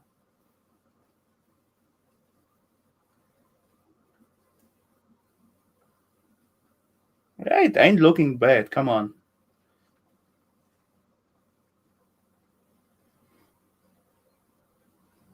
Yeah, There is holes in the surface, but oh well. Yeah, there's a bit of a. This was pretty rusty. It was like super rusty, but there's some holes, but. But where did you get that piece from? This piece? Yeah. I was on Marketplace and Facebook Marketplace, the classifieds, and somebody said, I got free scrap metal. Come pick it up or whatever. I just had a picture. I was like, all right, I'll go get it. So I messaged them and that was in there. I was like, oh man, nice. So I ended up with a whole trailer load of stuff. Dang, that's decent materials out there. Yeah, there's heavy stuff in there. Look at that. Yeah, a bit rusty, but come on, it's still usable. Definitely. Chains. all kinds of stuff. Dang. This ladder was in there, And that was all free. all free. Yeah, Holy scrap, holy. there's a lot of metal in there. That is a good deal. Yeah, I thought it was great. I will give them like a little case of beer anyway. Or at least 6-pack. But yeah, that big piece of beam or C channel or whatever. So I'm gonna just put that on my bench, sit it on the bench, run the burner underneath it, and then cook out here. Right? Yeah. That seems like possible. Yeah, definitely, Kevin. That was great score. My hands are black. Nothing new.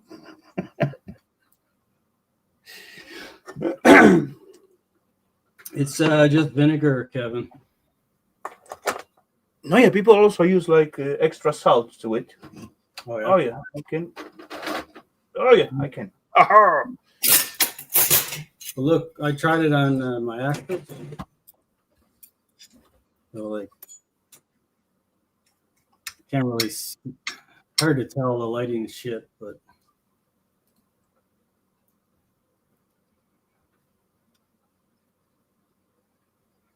like this one. I don't know if you could. I do not see the difference. The camera doesn't really pick up a difference, but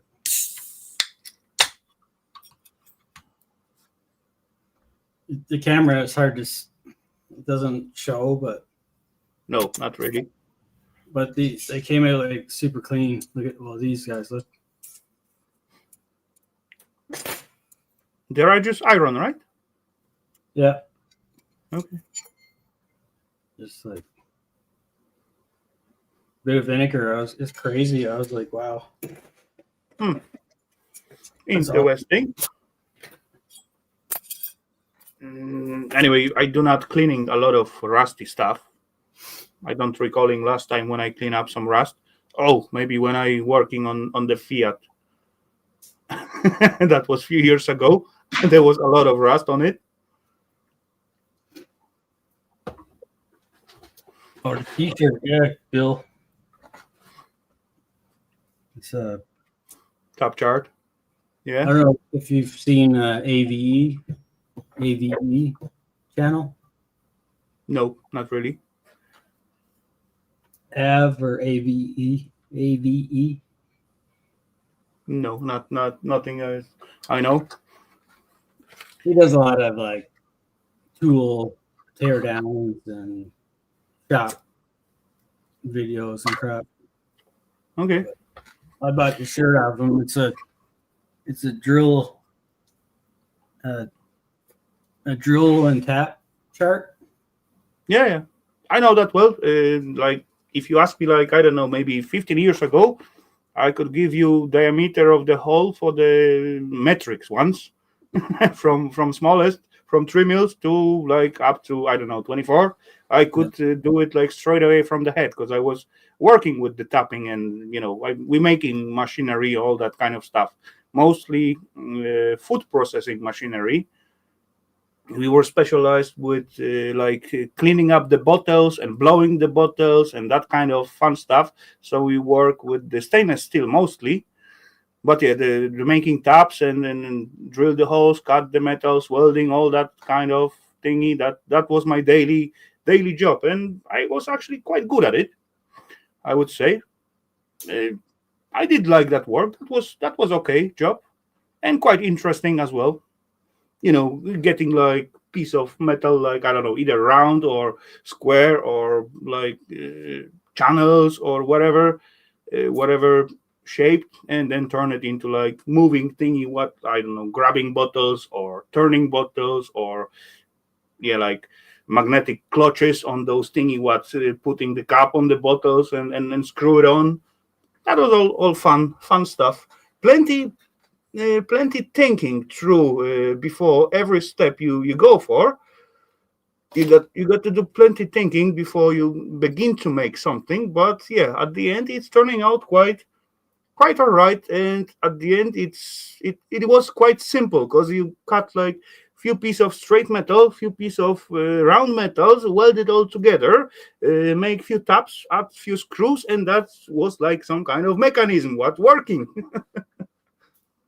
Yeah. Yeah, seems very complicated at the end, but in the processing was quite simple if you look from distance, and you know what you were doing. Yeah, well, I was just gonna say the funny thing with the shirt is people keep saying, "Oh, your shirt's upside down because it charts upside down." I'm like, "No, it's not. It's perfect. I can read it. Exactly. Makes sense, right? It's upside down for you, but it's perfect for me." Right? There you go. Yeah. So I thought that was just a funny design. How he did his shirt. So I bought one. Yeah, why not? As I work out there, they call me like a most patient guy because one of my jobs, what was there, we got like, I don't know, 90 centimeter round disc, about 10 millimeter thick of stainless.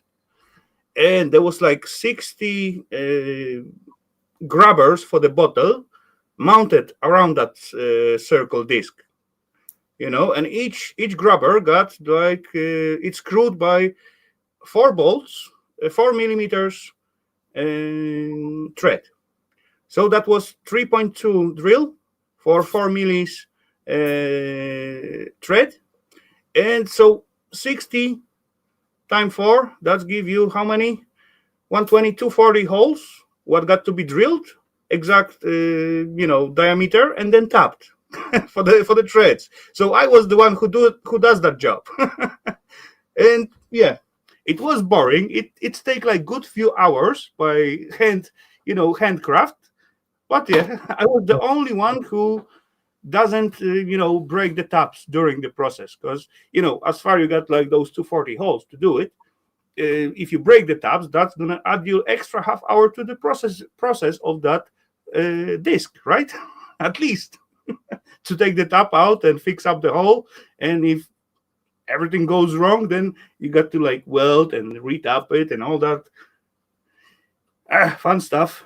And that disc was like kind of main part of the machinery because it's holding all the grabbers for the bottles. Yeah. Yeah, fun time. Anything Christmassy, Claire? Yeah. Wow. I would say nope. I pick up 2-liter ice cream container full of big drill bits, machined down to fit 30 millimeters chunk. Okay. Cool. Sorry.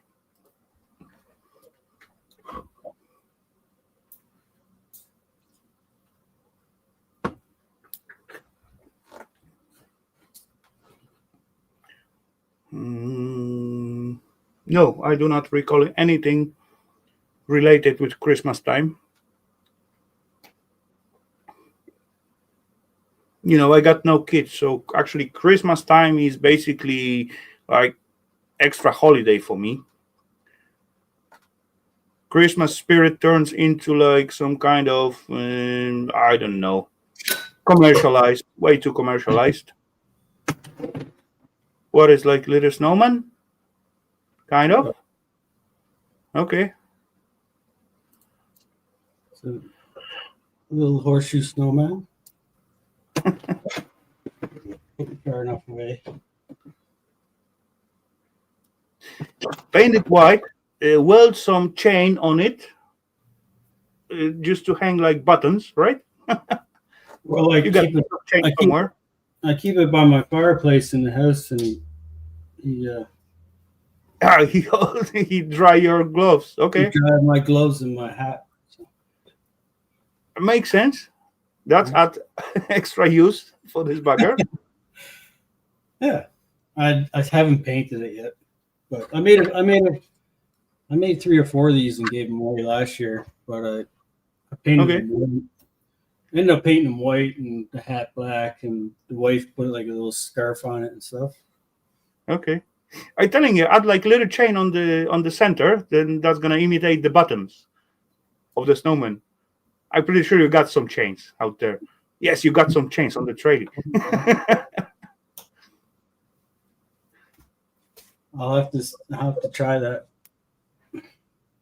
But I've been thinking of making more. I think I'm gonna like. So how many horseshoes you got left? Because last time you make those sphere, you seems Yeah, like running out of them. I am running out, but I did find some more. I got.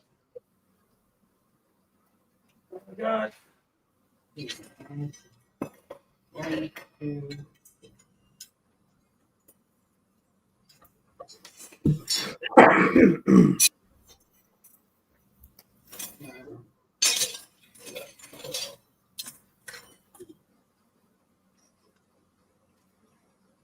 I got 13 left.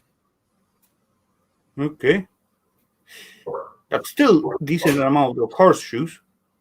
Holy crap! It seems like Steve grabbed all the horseshoes from the whole Canada land.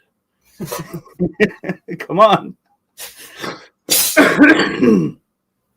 But in 1700s there was not that many horseshoes in one house than you got out there at the moment.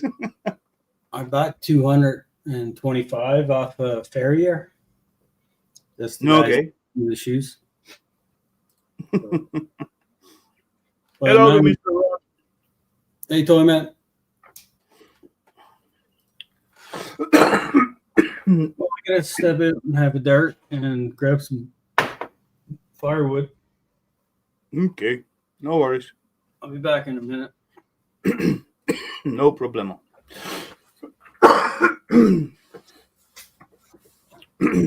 Okay.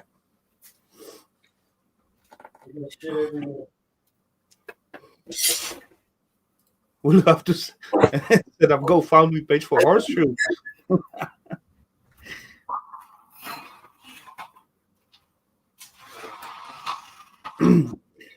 We just got to check out the population of the horse in Canada and multiply it by 4, because each horse got 4 legs, right? Normal one, at least. Then, yeah. I don't know how often the horseshoe got to be replaced at the horse. Anyone know? Because I do not. I do see plenty horses in our village in here. At least like, wait, there's like 3, 5.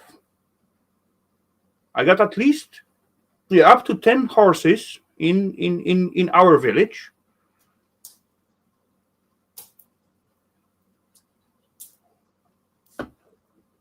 But how often they got to have replaced horseshoe, I don't know. And there's at least like two or three, because I meet few horse riders as I going to my shroomy trips. I often seen them at the wood paths. Yeah, so that's another 2 horses. So yeah, easily 10 horses surrounding me in this village. Yeah, there's like at least 2 cow farms. There's plenty cows, but cows doesn't wear shoes. At least I think so. I never seen one with.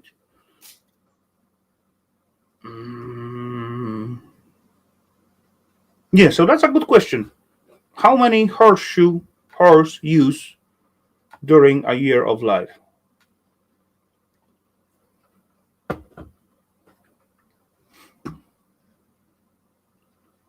Anyone know?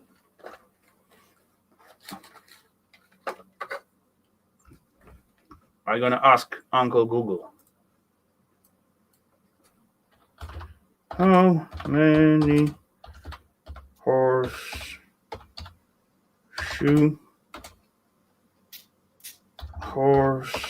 use uses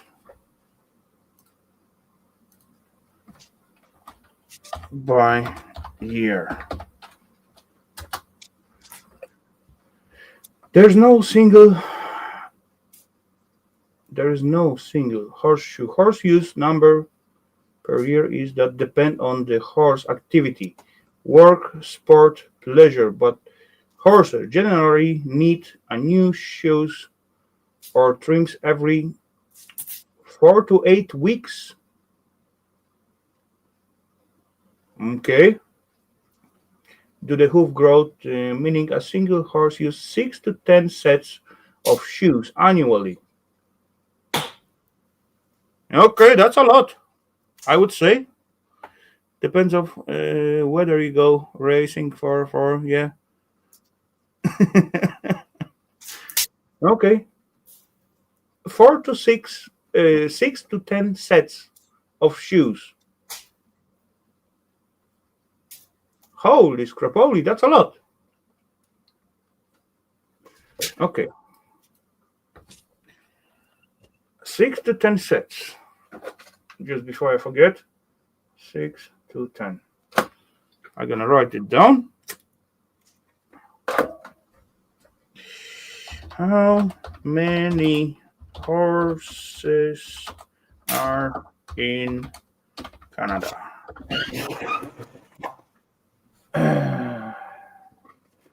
Canada has around 500,000 to over 509,000 horses.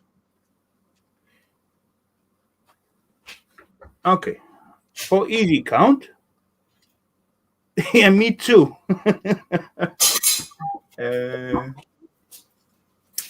Just to like easy counting, calculator, where it is. Calculator. Search.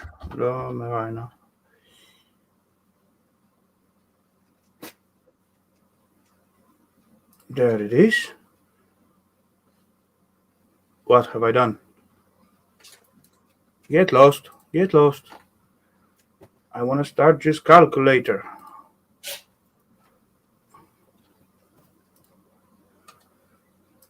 There it is. Not search after. Start the freaking app, you stupid Windows. One more time.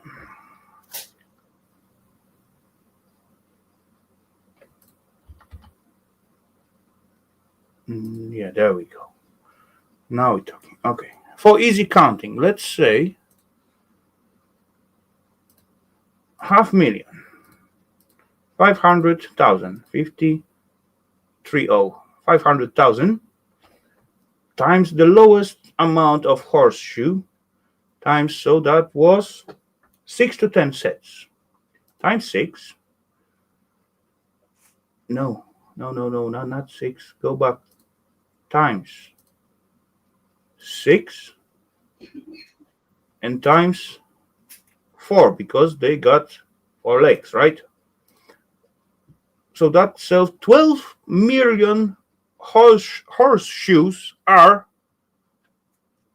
created by year in Canada. Holy scrapoli, Steve, you're never gonna get out of resources.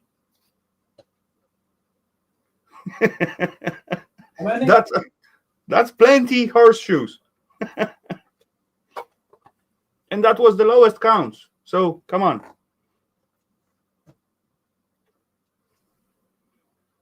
How many wild? No, not wild.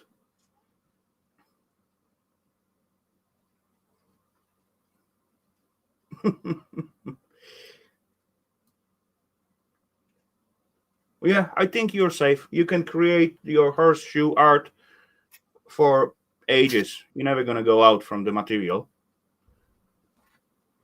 Yeah, it's just trying to get them for me. You know, the Uncle Google said it is like around 500,000 of horses in your land.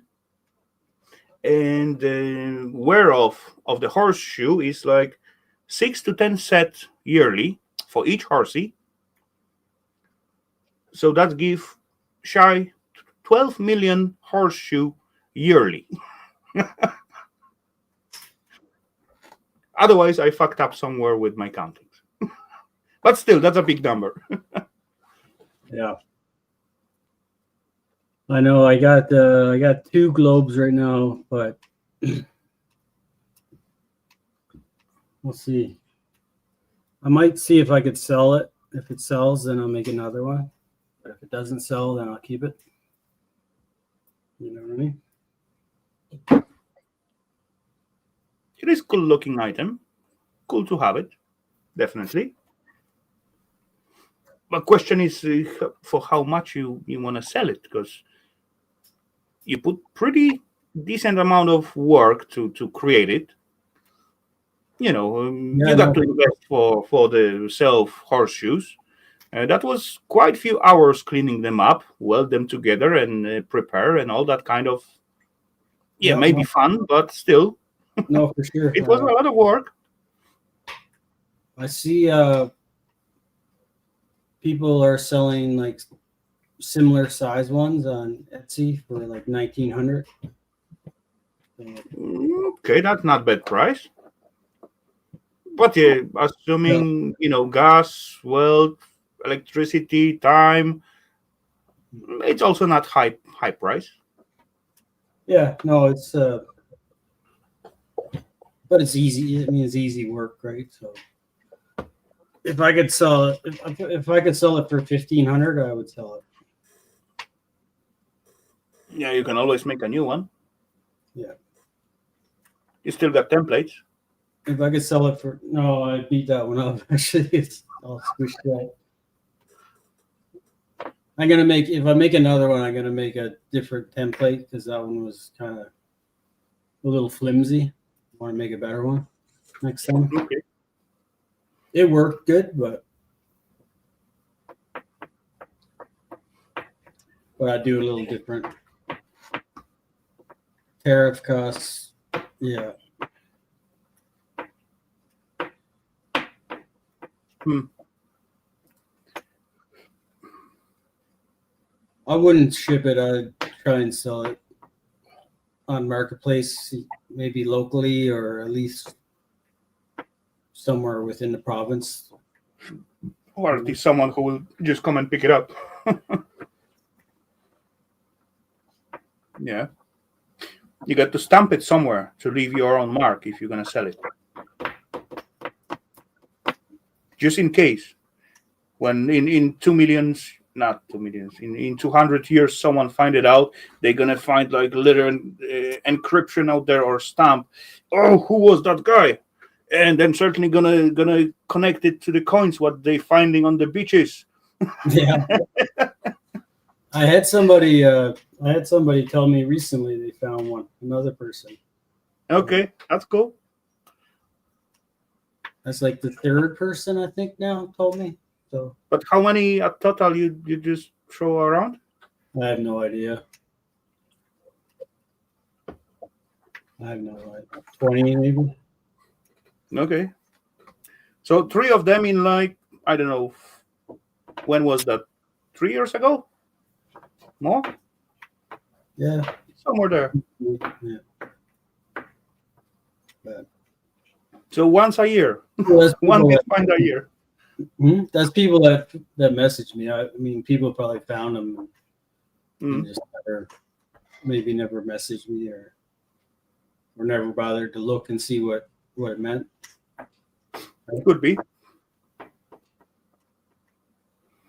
Yeah, you could do also like little stashes, like drop it in a little wooden case and wrap it with some cloth and like get like 2 or 3 inside. Just to build up those, emotion as you're finding something. Oh, it's wrapped up. It's like treasure chest, something like that. Make a little box. Yeah. Also, though, like those geohides, geohands, hands. Yeah. Yeah, Cash? something like that. Geocache. Yeah. You're right. I recalling when they spot like metal detectors at some point, when they're coming at some lakes or whatever. So people, just to piece them off, they cut out like a brass piece of pipe to the small pieces and just throw them all over just to piece them off, because they thought, holy crapoli, ring, a golden ring or something like that. And then it's turned out like just offcuts of the brassy pipe. Yeah. That was rude, in my opinion, but oh well. You could even stamp like 24K on it or something like that. 24K golden fool. Yeah.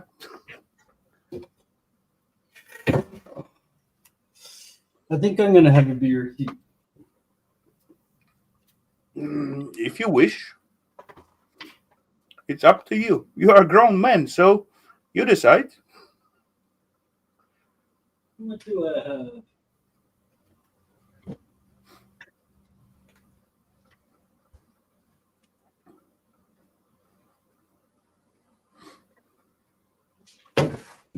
You know, I'm not going to tell you if you can or not.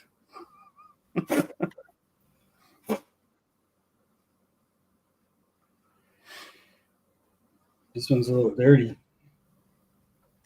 That's mean old, well fermented. I think I'll get a glass.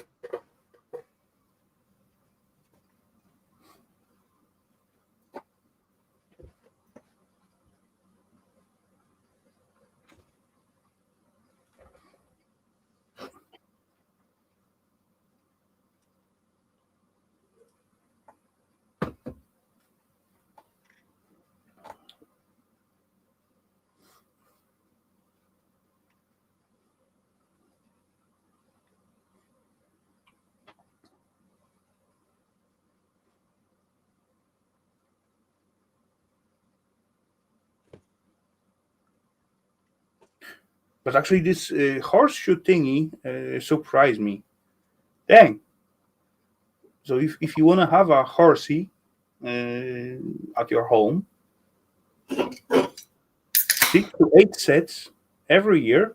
So 6 to 8 times, you got 6 to 10 times.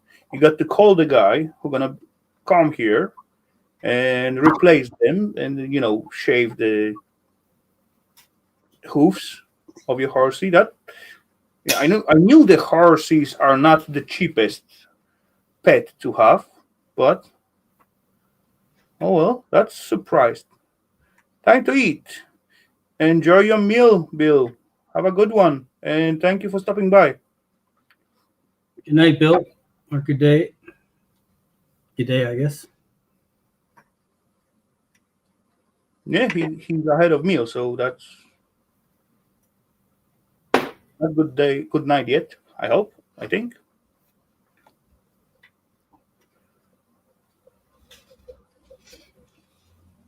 I'm not sure. I got Mr. Bill address, but honestly, I forgot where that was.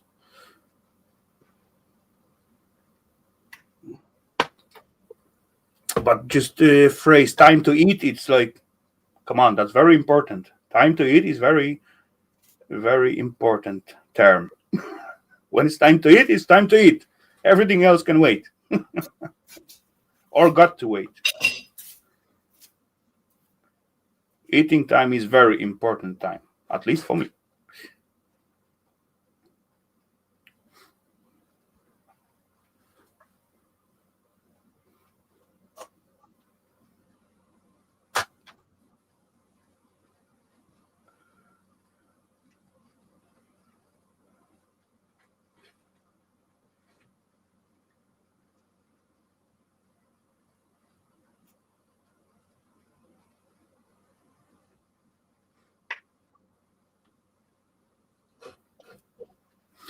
Oh, by the way, Steve, you're saying the DeWalt got those submerged pumps, right? I didn't find them in here. There's nothing. Let me see if I can find it. That is weird. My mouse signal. Oh, I unplugged everything. as I looking for the pump section, only what it come out with, it was like those concrete vibrator. That was the only DeWalt thingy what they offering here.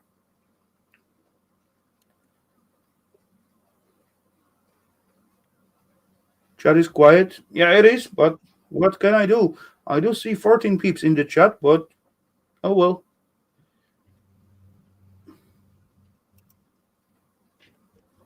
Hello, Mr. Woody.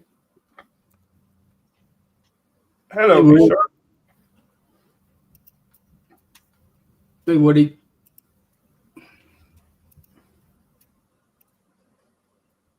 Okay. Let's see if I can copy.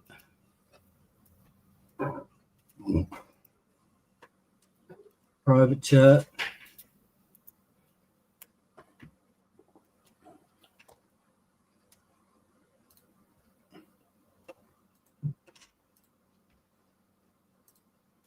Amazon. Okay, that kind of bugger. Okay. That's not DeWalt. That's what is this? This. Oh, I see. Yeah. You're right. me something. It takes a DeWalt battery. Yeah. Okay. But looks handy. Kind of. I got one like that, but without those telescopic pipe. And I planning to use it at my little tank where I got those 1,000 liter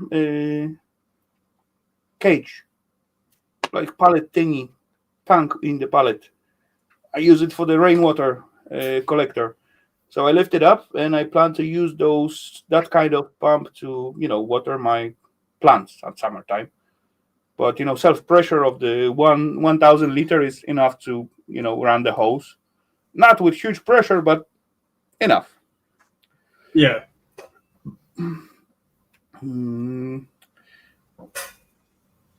Empires run by emperors, kingdom run by kingdom, kings, countries.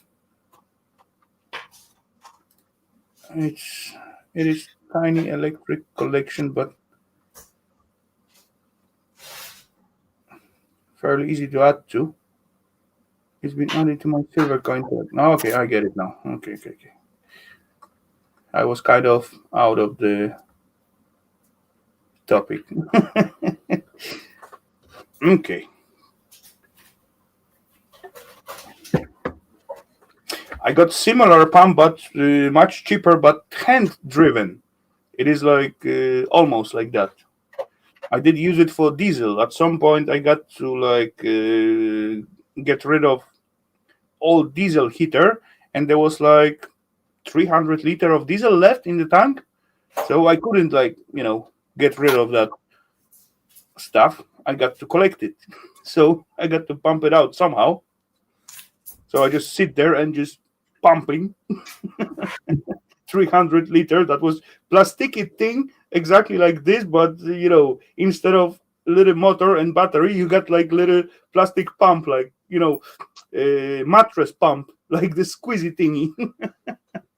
But yeah, it does the job. So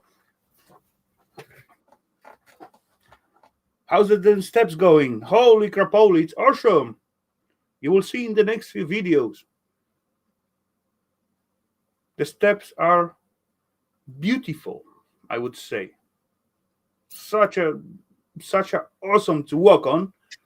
And when I make last video, I think I run like 3 or 5, maybe 6 times up and down, just to show you guys how awesome they are.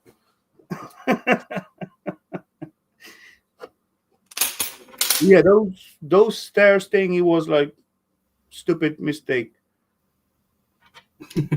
I planned it for like 2 days, and it turned like, I don't know, a month, maybe even more. But yeah, as well, I haven't put like all days every day to it. Like 1 or 2 hours was max. I put like little more time last week when I skipped the streaming, so then I put like whole Saturday, like evening Friday, whole Saturday, and whole Sunday. I almost get it, but at Monday I got the stairs like functional, walkable.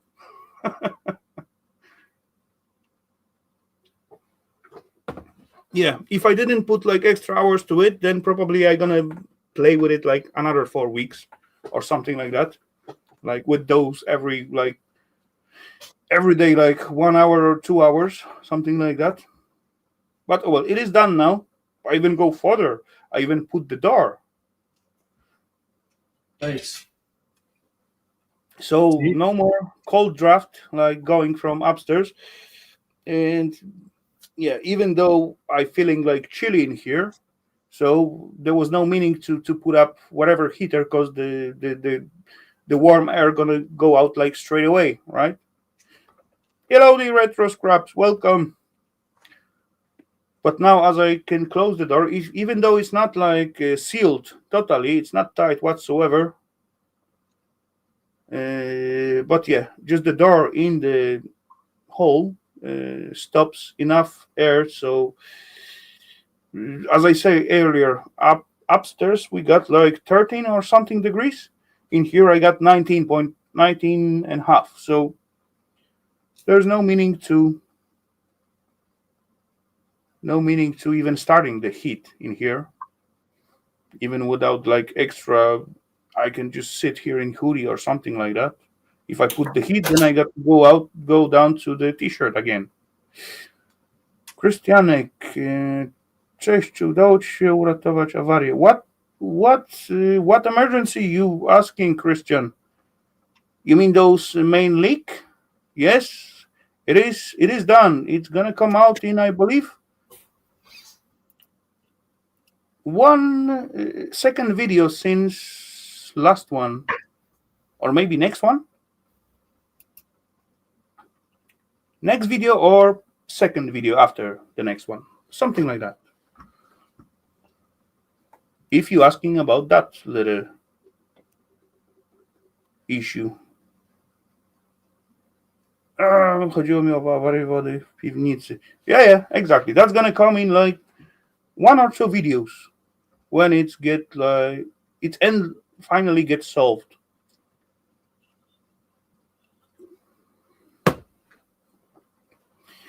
But yeah, the main issue was I got like heating installation what were leaking somewhere, and then I got like an old cloak installation. How you call the outgoing water? Steve, help me out. The outgoing? Yeah, waste installation. Like The outgoing water from from what? your toilet and from your sink and those what outgoing. What how do you call that Oh, installation? the sewer?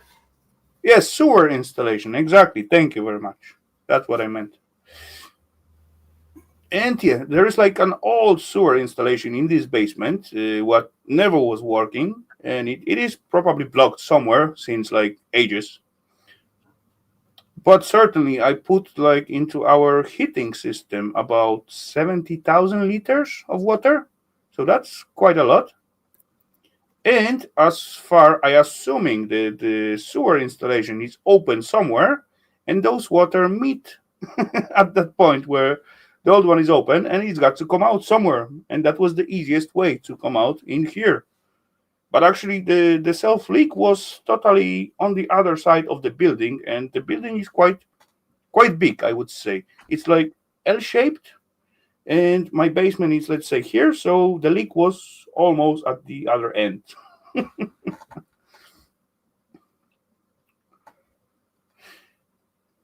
Oh well, it was like quite big job, but And it was like a little bit shitty because I got to worry about the insurance, and then I got to go through the steps. I got to order some guys to do one thing, some guys to do the second things. I couldn't do it myself. Anyway, at the end, I was the one who like narrow the thingy where the leak is, which flat and where, ap- approximately. And at the end, I got to wait like 1 or 2 days until they come and just I got to also prepare like cut out part of the installation where I expect the leak is, so I can cut out like one way and the second way, so the only like part of installation will be like available, and I got to make like inlets to it. They come with some kind of gas. They pump the gas into those pipes, and they come around with some kind of sensory thingy, just like metal detector thingy, but they just searching for the gas what they pump into the system. And yeah, they point it like around where it is, but as far I already knew that where it is.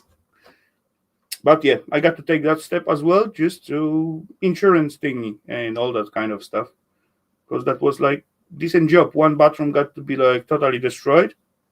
I dig up like decent hole in one bathroom, and people, there will be no issue if that flat standing empty, but there was people living. So then I got to get like those little trailer with the shower and the toilet and all that kind of stuff, so they have like spot to just wash themselves and like shit and all that kind of stuff. As far Yeah. as the floor is destroyed, so then we decide like put the new floor on it. So then the toilet got to go out, the machines got to go out, and yeah, that turned into like huge job, right?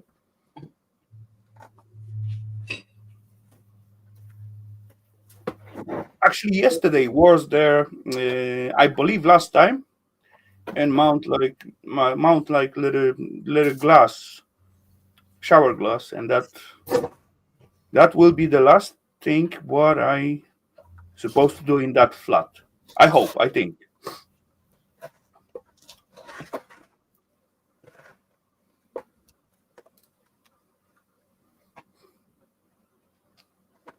There you got question for you on the screen.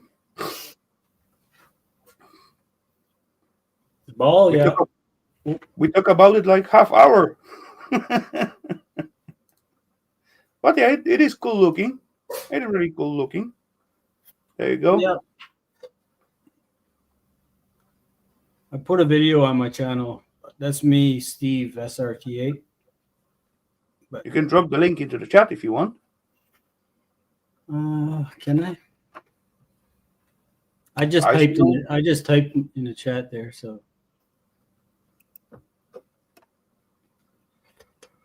Mhm. He was asking me what my YouTube page was, but I yeah. That's me, Resto Steve. But anyway, I just found this. I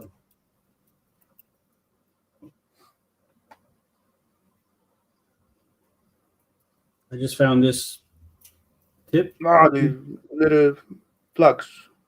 Yeah, it's a bit bigger Welding than. plug. It's quite a bit bigger than the one I'm using. So Okay. I just don't know what size these threads are. But at least they are made of copper, so they are self tightening. So But if I tap the hole, mm,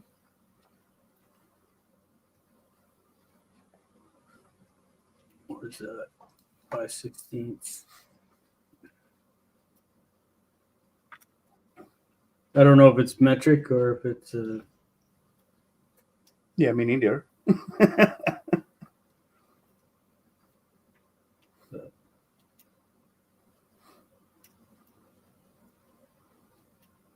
M8. So I got two different ones I could try. It's not gonna harm. Why not to try?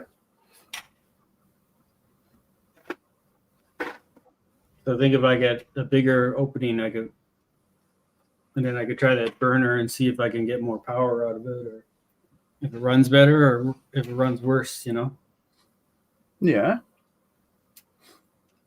I think this is the limit of the air compared to the surface of the place where the gas can come out.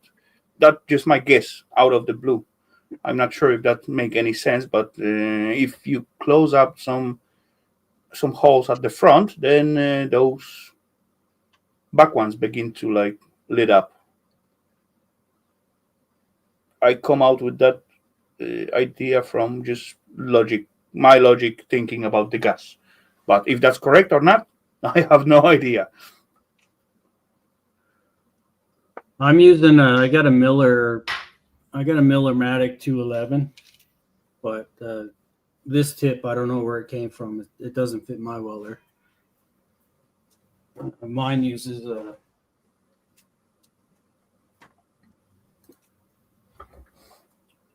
Hello there, Mr. Bill. Welcome. Good to see you. Hope you're doing well.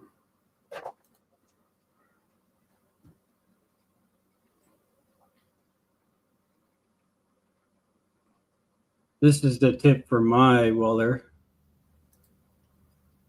and this is the tip for the whatever this one is. It's quite a bit bigger. Let's get to one big bugger. Yeah, so that's the one I use. Is I think it's an M6 or it's a 1/4 inch thread, and then but I don't know what this. I don't know If what this you're got. M6, that's supposed to be like 8. The other one. It probably is an 8, but I don't know if it's metric or not. It says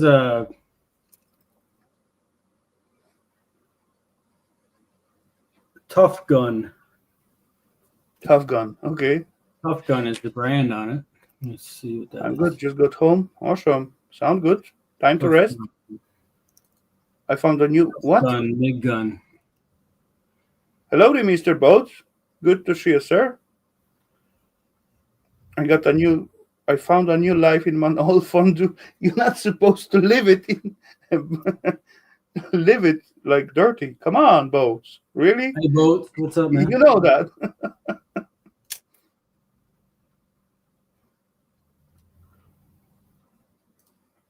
Nah, wrong one. This one.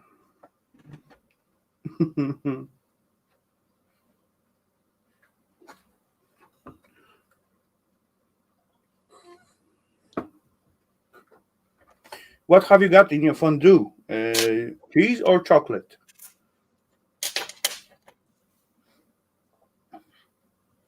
Tough Gun is Twico. I don't know that brand, to be honest. Okay. Yeah. I'm living in gangster paradise. I just bought an old auction. I bought an old toolbox at auction, and there was just a bunch of weld tips and stuff in there that I kept, but they don't fit my welder. There's a bunch of these as well. But The stuff could be useful, right? You buy that a lot, and then you have it for years, and it's too good to throw out. But yeah, I was just looking for a bigger one. So, but these don't have any threads, and this is the only one that got like a threaded end where I can tap a hole in the cap and put it in there. Right? as far as copper, you can solder it. Yeah, Kind of. Whoa. Sorry. I just want to make them replaceable, so I just installed a wind tunnel on that machine. Yeah. Okay. Yeah, it's a nice little welder for sure. I'm not a welder. I just have a welder, so I just mess around in my shop. I don't weld professionally or anything like that. But so do I. I got like cheap market welder. I'm not a great welder as well. I even bought the bottle of gas for it, but yeah, I still using the roll of gas-free wire because I got it. So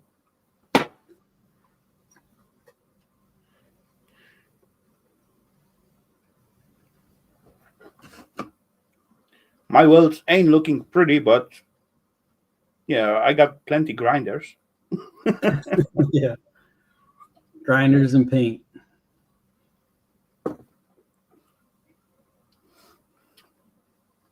Right on, Russo. That's cool.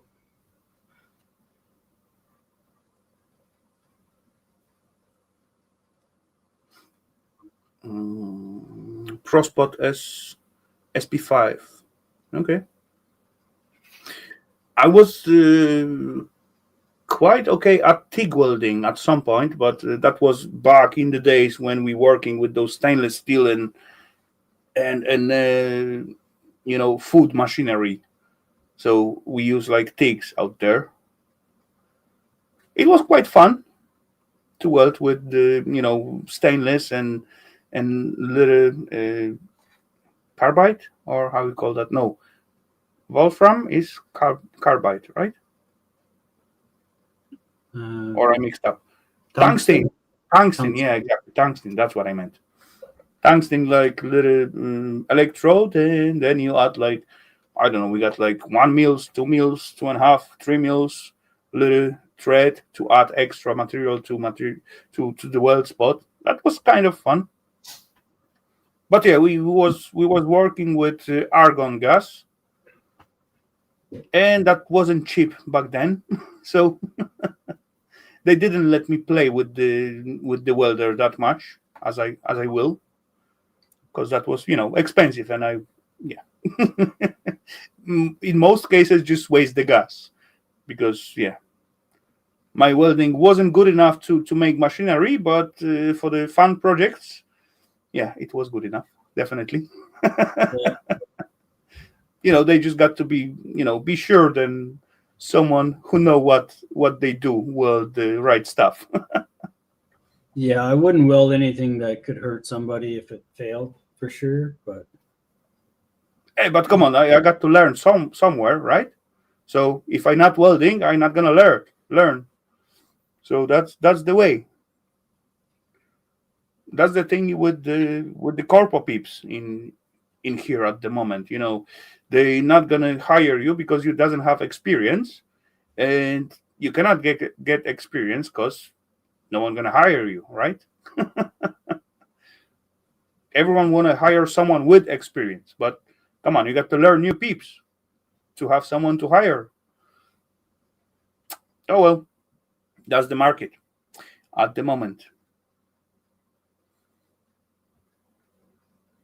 I kind of want to get a TIG welder, but I've only done it a couple times using my buddy's machine. It's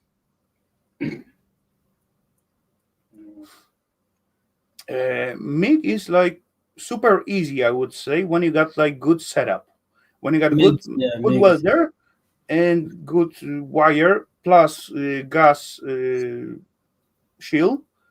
It is quite easy. Yeah, if you Uh, put the care into making sure you grind Correct. off the mill scale and stuff. Prepare material, all that kind of stuff. You're right about that. Hey, It's quite Kevin. Good easy. night, buddy. I got to head. Okie dokie. Take care, Kevin. Have a good one. Thanks for being tonight with us. Cheers. TIG is a little bit more difficult, a little bit more. You got to have like those little bit hand moves learned how to do it and all that kind of fun stuff. But it is also not that hard as far you catch the thrill of it. It's going well. In my opinion, the most hard it is like those stick welding. Yeah, for sure. This one it's even cheapest, but I believe, in my opinion, it is hardest to learn how to weld correct. I just think TIG is a lot better for fine detail stuff. Oh yeah, definitely. Come on, with the thick, we work like, I don't know, 1 millimeter thick piece of stainless sheet, and we make like, I don't know, some kind of balls. What was watertight, and then you scratch the welds. Then you haven't seen even sign of welding out there. There was one nice shaped ball out of it.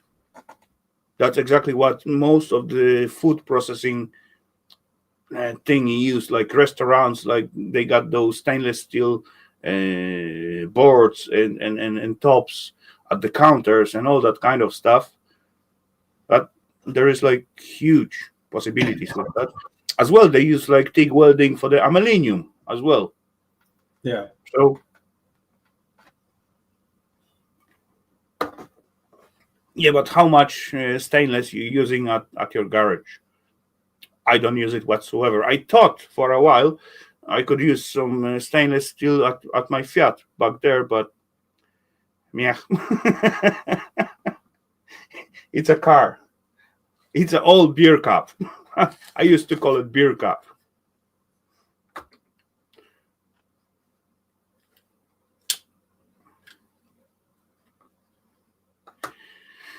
Oofed. Okay, so peeps, we're reaching like close to quarter to 3 hours. So let's say one more quarter, and then we gonna finish this little thingy.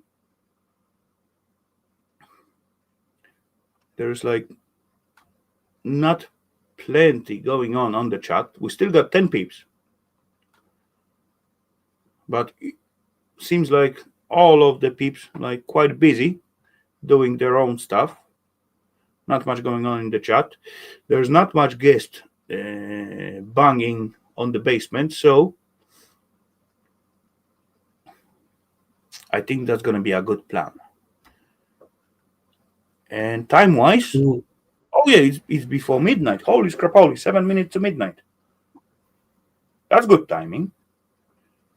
I may be not gonna sleep till the noon tomorrow. I'm just looking at the Resto Scraps channel. Check out some videos.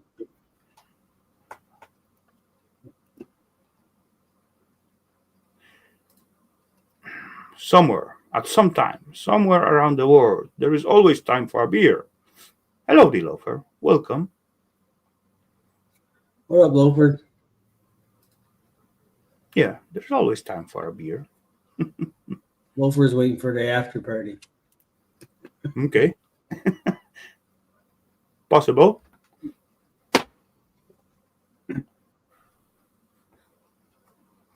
Yeah, sometimes those after parties was wild, I would say.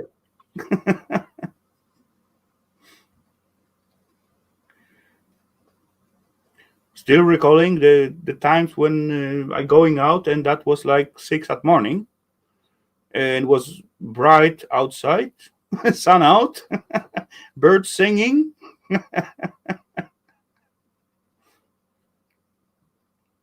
Sitting with Brissy and yapping around. Yeah. Holy scrap, holy! That was mid of the day for him, but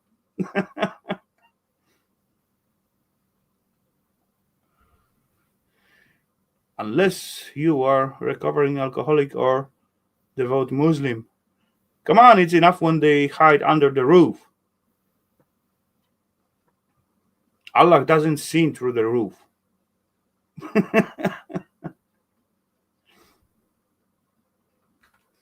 But yeah, that was fun time. Great time.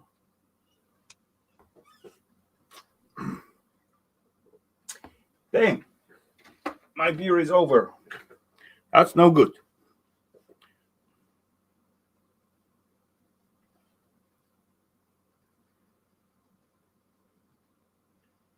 I gotta grab the new one, I believe. But that's not that far away, so that's gonna be easy. Oof, oof, oof. Oh,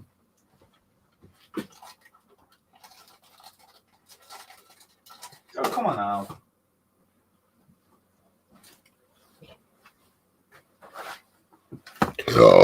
Sorry. Beer burp.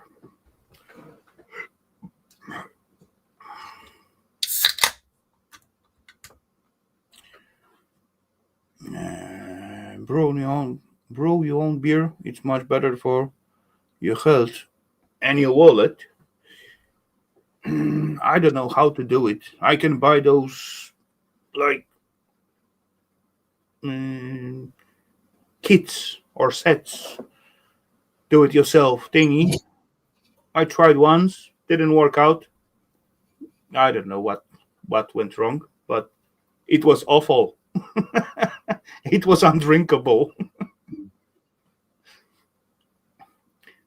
I didn't have distillator back then, so if I have it, then I can distill it to something stronger. Those shite, but I didn't have it back then, so everything go to the drain. Did you get the stairs fixed? Oh yeah, Bill, I did. You're gonna see it like in 1 or 2 videos, something like that.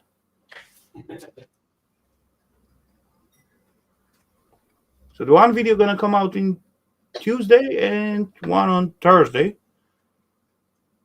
I was actually thinking to put instead of stream one video tonight, but I was a little bit missing you all guys, so I want to hang out for a little bit and have like little fun.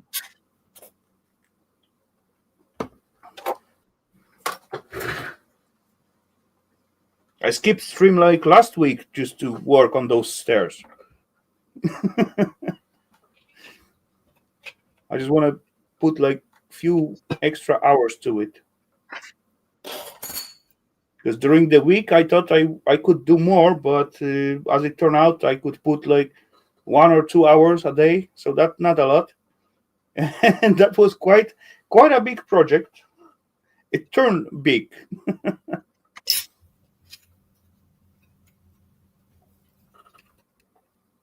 Should be small, but it turned like a little bit bigger than I thought.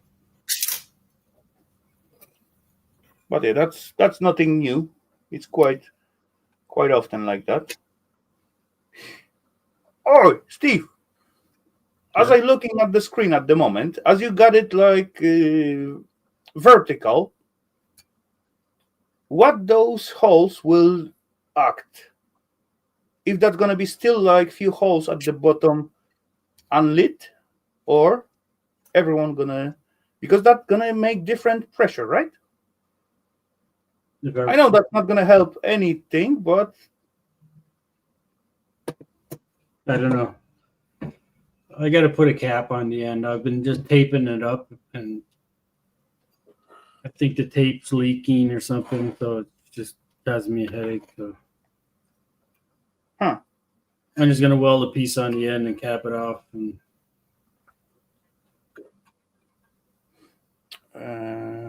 you're able to find some. try it.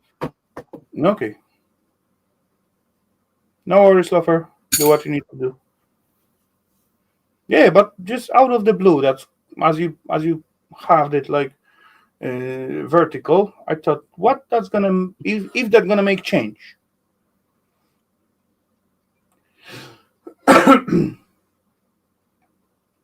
And have it shoot this way. Yeah, it's not gonna be. No. Like you have earlier. But actually, if you lay it like flat, yeah, then it's not supposed to make much difference. Well, anyway, it has to fit underneath my Yeah, I know that's what I mean. It doesn't make any difference, but just out of the curiosity, what it's gonna change when you have it like vertically instead of horizontally? I don't know, because propane's heavier, so it sinks, right? So unless you fed the gas in from the top. I wonder. Actually, I do not recalling as I scrapping those gas heaters, if those burners pipes was tilted one way or another. But I don't think so. They were basically closed. Yeah, they don't need to be, for sure. Once they start burning, they're gonna create a But draft. still, as far the propane is heavier than air, it's gonna make difference if it's tilted or not, or straight, right? Should, I believe, I guess. I don't think so. Why not? If you got because it's like gonna straight be pipe and the air, of course it's gonna cause the draft and under pressure and just suck out the air by itself.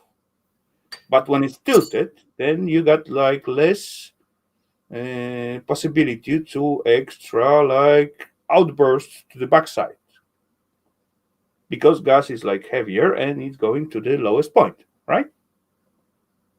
yeah, but I don't know if that make any difference, but I don't logically know. thinking, I'm just gonna go flat like this. That's my plan. Go flat. yeah, go with your plan. I just Oh my adding god. up like little hints and things what Because may have no sense whatsoever, but it may change a little bit something. I'm only gonna have there's gonna be a 2 inch gap.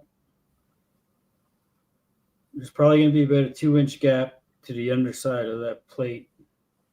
So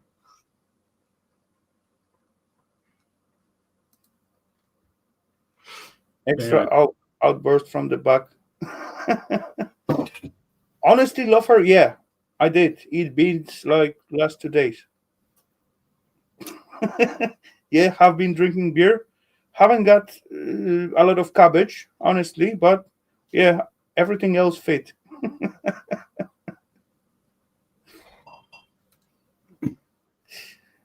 Hmm. I thought Canadian silver coins they were making silver coins like 80% or whatever up till the 50s or early 60s, 1960.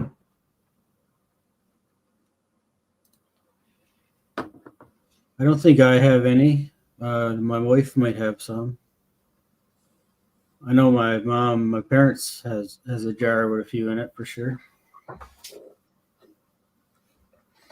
Or do I have one? One old swear jar.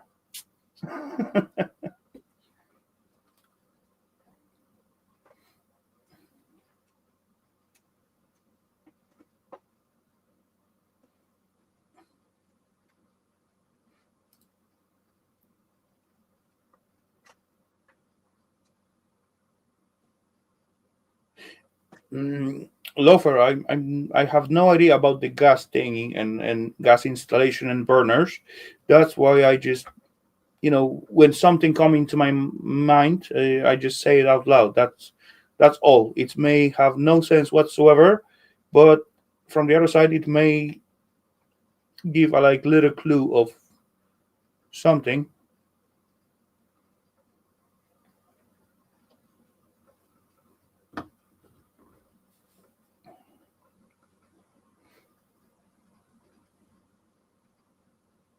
And yeah, on the other side as well, I do like to like think this stuff through and finding out how the stuff working and yeah, often make no sense my conclusion, but sometimes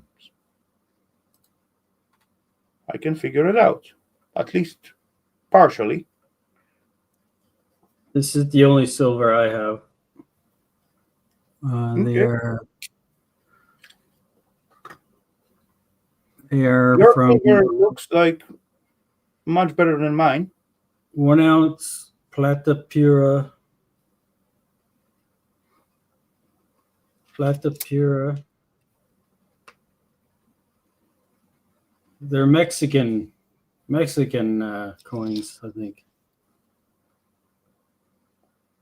Este dos cirdos mexicanos. Some Mexican silver coin. Hola, amigos, Mexicanos. 2 ounces. That's all I got. My Dos whole todos stash. tres tacos. My whole stash. Yeah, better than nothing. I don't know. My silver is look much worse than yours. Where I have it? I did put it here last time. Oh, there it is. Come on out.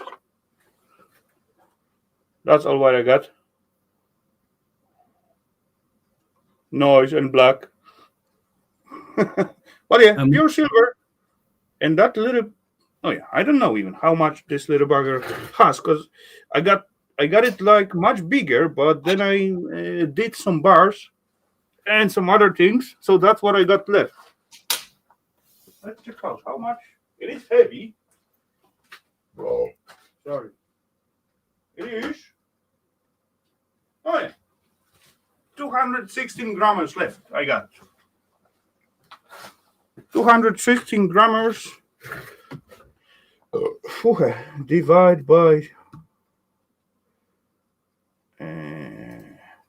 216 divided by 30, 31, right? So that's 6 ounces little bar.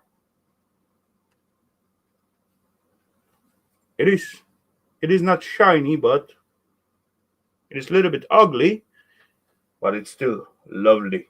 I like it. And when I rub it, it gets shinier. And my finger gets dirty.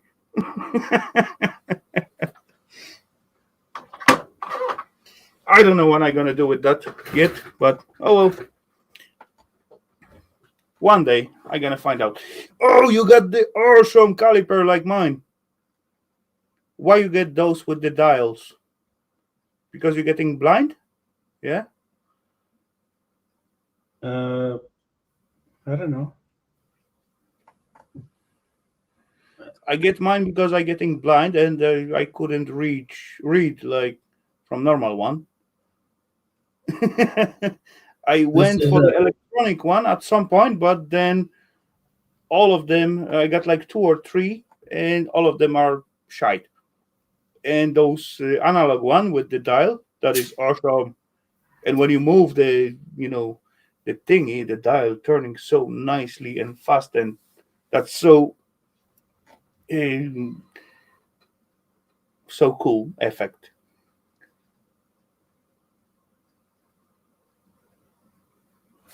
this is a it's a high end Japanese one. Yes, Okay.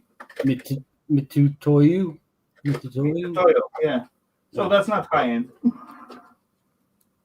Compared to most of the crap around here. Compared to electronic one, is definitely high end.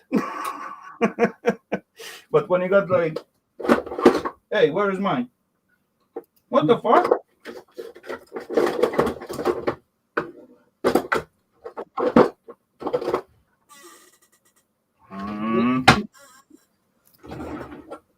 Mitsutomo. Mitutoyo caliper. Where's my caliper? Oh, really? I did remove it from here somewhere. That's possible. Meh. I got to mesh something upstairs, I guess.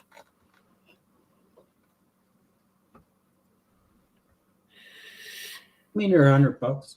I mean, Rafal probably worth 250. I don't know. But silver is it's go up a little bit, but it's still cheap. I don't mind. I like silver, like a metal, like how it shine and all that kind of stuff. Oh, I do see someone out there. Holy crap! Holy trouble coming, ladies and gents. loafer. Who that could be? Boom! Point for Stormy. Hello there, mister. I don't really care how much that thing is worth because I'm gonna use it to some kind of project in yeah, probably. What project? I have no idea yet. But yeah, I'm gonna find out one day. So what is up at your side, Mr. Lover? How's your weeks go? How's your weekend going? Same old crap. One day blends into another. When I can be bothered, I go to work, reading a lot of books. I'm getting old. picking and choosing. Welcome in the club. We all getting old every day by day. Every day and everywhere, get a little older and older. Did you find the source of the leak? Was it drains or mains? It was definitely pressure gauge, wasn't it? It was a heating system, mister. Yeah. Yeah. So that where was the leak source? Was it underneath concrete? Yep. Yeah. Was it copper pipe buried in concrete? It is compact, but it was insulated, but seems like wasn't insulated good enough. So concrete get into the contacts to the pipes, and somehow Tyler's fucked up the job like 20 years ago. Yeah. And wasn't tight enough, and the water go into it. And after some years, it just come out, right? When you bury copper pipes in concrete, because concrete is acidic and it's always maintains its acidic properties. It was not copper pipe; it was steel pipes. Steel. Ooh. Yeah.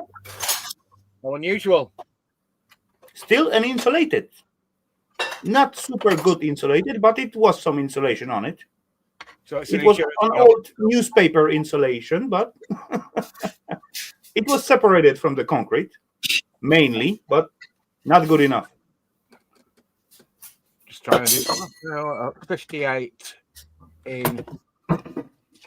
Yeah, I am old. I'm 58 in January.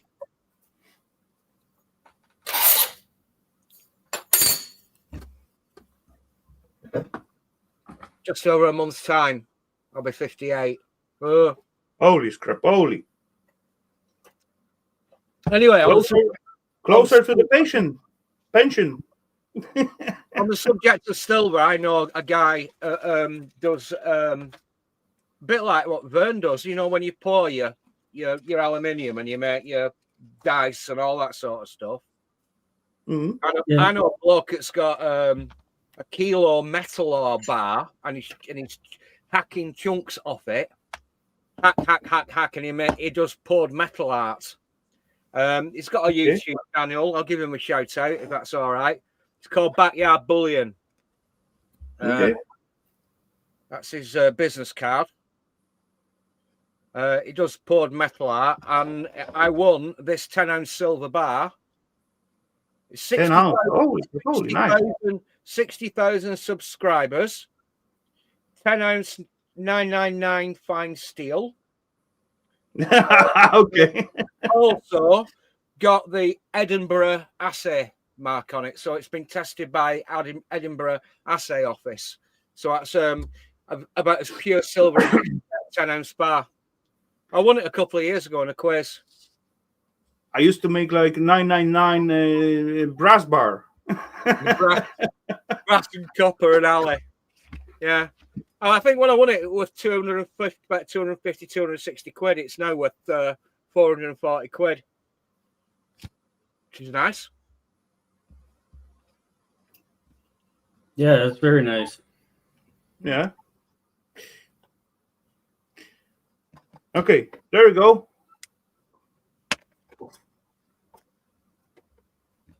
Oh my. Nice, right? Mm. That was one pipe. And right next to it.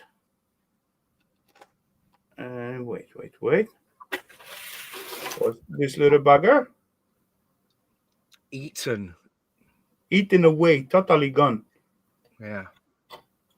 And there was one more. All the same area. Oh, there it is. What a mess. It was a mess. Like 1.5 or 2 weeks, 70,000 liters go through that hole. And if it's on a water meter, somebody's going to have to pay for it. It was heating system. That wasn't main water, but still, I pump from the main water to the heating system, right? So that's the same thing. You have to keep adding water to the heating system, otherwise the boiler won't work. There's a pressure gauge on it for a reason. If it doesn't have its minimum pressure, the boiler won't fire. Oofed. Oh well. Wait. Where was that?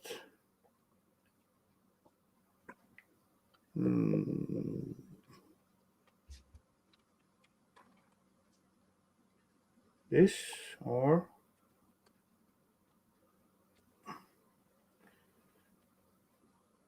what is it?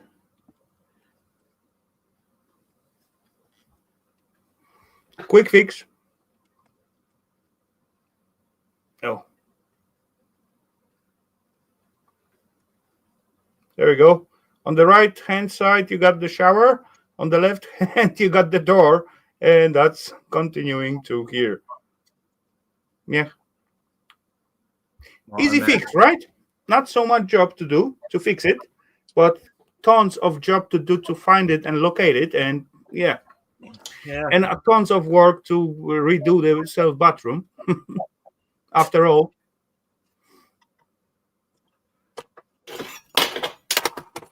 There was a leak in the street around about 300 meters behind my back at the moment, and it was pouring out of the mains, running downhill and into the gully, into the yard gully, into the drains, and it was doing that for about 5 days before they dug it up and fixed the leak. Well, actually about 3 or 4 days ago. But of course, because they've dug the road up, they've now got temporary traffic lights on the area where they've actually backfilled the road.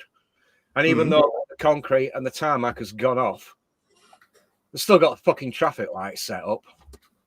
Sat in the car, 3-way traffic signals. Yeah, they've not taken the cones away yet, even though they've fixed the leak and the concrete and the tarmac's gone off. They can't be bothered. Okay, that's stupid. And of course, one of my customers has had a burst clay pipe on his poo pipe. The poo pipe. What's Vern flashing at us? On the poo pipe for a year at the back of his property, and it kept blocking up. And he's had camera evidence, everything. And I've sent it to him, and he's not done anything about it. So consequently, every 2 weeks, Muggins here has to act like the gong farmer. I have to go around and wet vac all the sewer waste out of his cellar at the rear of his property. Now, because it's been leaking for the best part of a year, the best part of, you know, the big 40-litre gorilla tubs. I mean, you can't fill one to the top because when you fold it up, all the 3/4 full, 40 litres, 30 litres, call it, 5 times 30, 150 litres. Every 75 litres of raw sewage water is percolating through the broken clay pipes, through the groundwater, and through the foundations at the back of his house.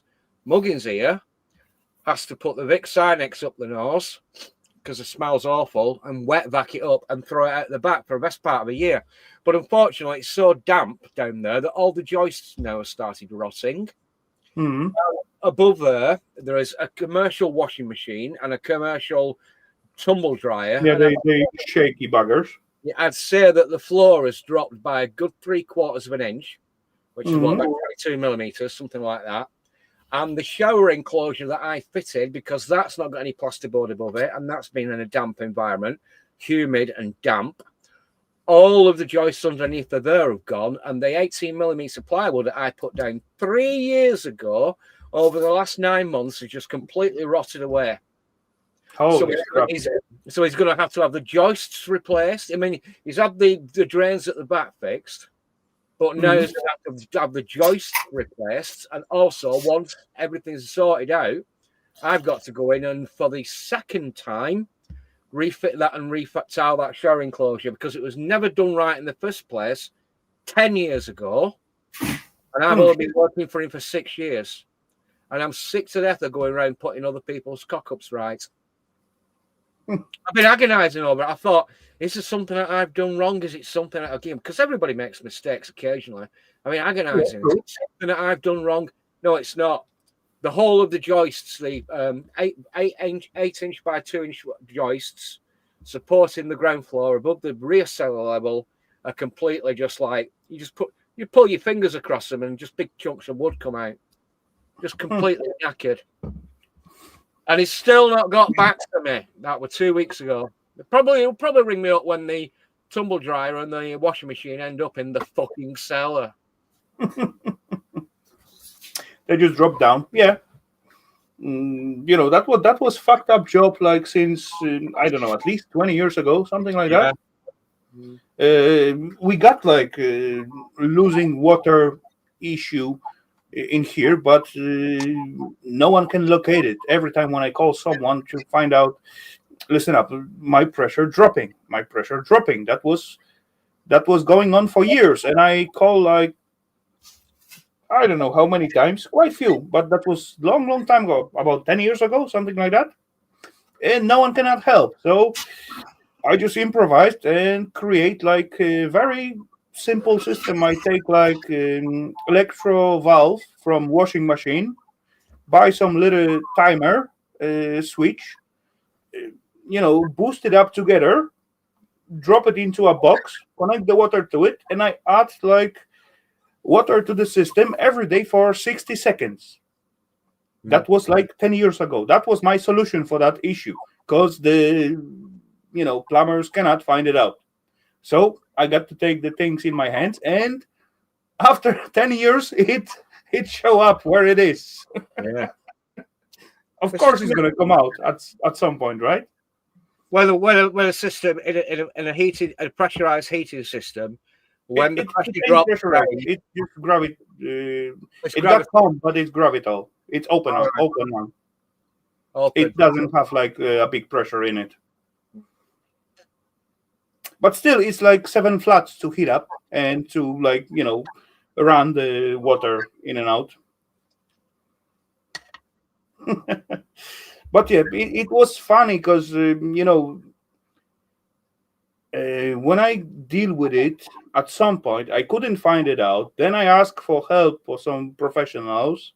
Then they come, they cannot do nothing. Then after so many years, it's turned like in big issue. Then I call again for help because they asked me to do this, do that, do that, do whatever. I did all that fun stuff, and I got so much work to prepare for them to check it out.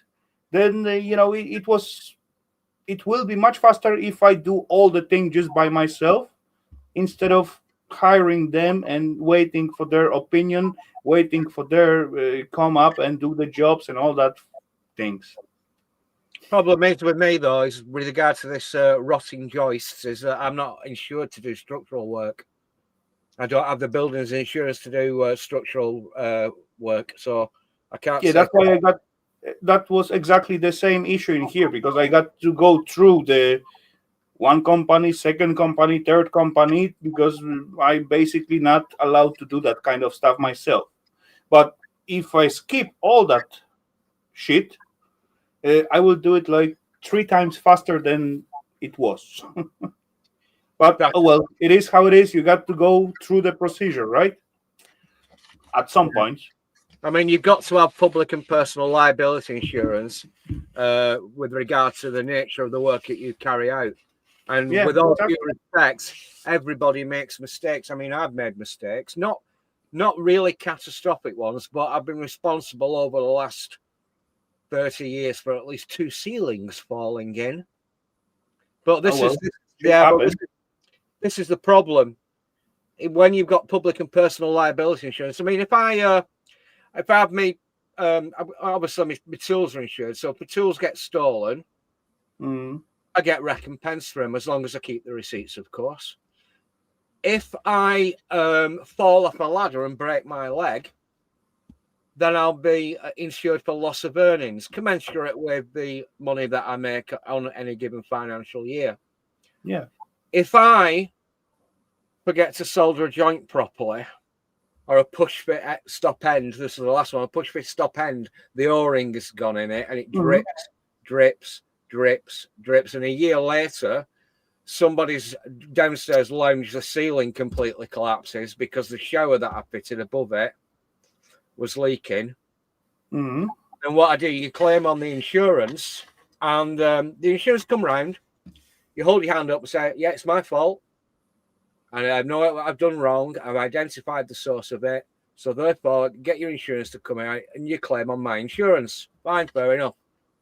But what happens is like what you've just said, Raf, it takes forever and ever and ever for people to come round, take photographs, make notes, get people out. Right. The customers involved, the customers on the phone to somebody. Yeah, that. They come round, they fix it. Job's a good one. But Yeah, unfortunately, but with what time? if you claim on your insurance next year, your public and personal liability insurance goes up because you've made a claim. Now, that was, I think that one particular episode was about 20 years ago. Since then, I've realised that if I'm honest enough with somebody and I make a mistake and the ceiling collapses because of a leak, because of a mistake I've made, this is what I do. I go around and I say, it's my Hello, fault. order. Don't involve the insurance. It'll take forever. You, the customer, will be corresponding with my insurance company. We'll all be talking at cross purposes. It'll take ages. There'll be a bloody great big hole in your lounge ceiling forever and ever. So instead of involving the insurance company, what I will do is this. I will locate the leak. I will fix it. I will take all the blown plaster away. I will bin it off. I will make sure that it's legally disposed of in a safe and legal manner, and then I'll get on the phone to my plasterer. He will come round, he will plaster the ceiling. I will pay the plasterer for plastering the ceiling. Then I'll get on the phone to one of my painters and decorators. He will come round, he will paint the ceiling, and then I will paint my painter and decorator. And at the end of the day, no sign of the damage whatsoever. It'll be cheaper to do that. It'll be quicker to do that. And I won't be encumbered with a bigger rate on insurance. And it's better for you, the customer. It's better for me. I'm sorry, I fucked up. I will get it sorted out and I will pay for it. Yeah, exactly. You're totally right about that. It is exactly that way. Oh, well. What's Claire going on about? Oh, I know she's still here. Hey, up order. Yeah, me too. I got a toilet break. I got very important meeting in the office of in and outgoing liquids. So I'll be right back, peeps. I dressed it up nicely. In the work.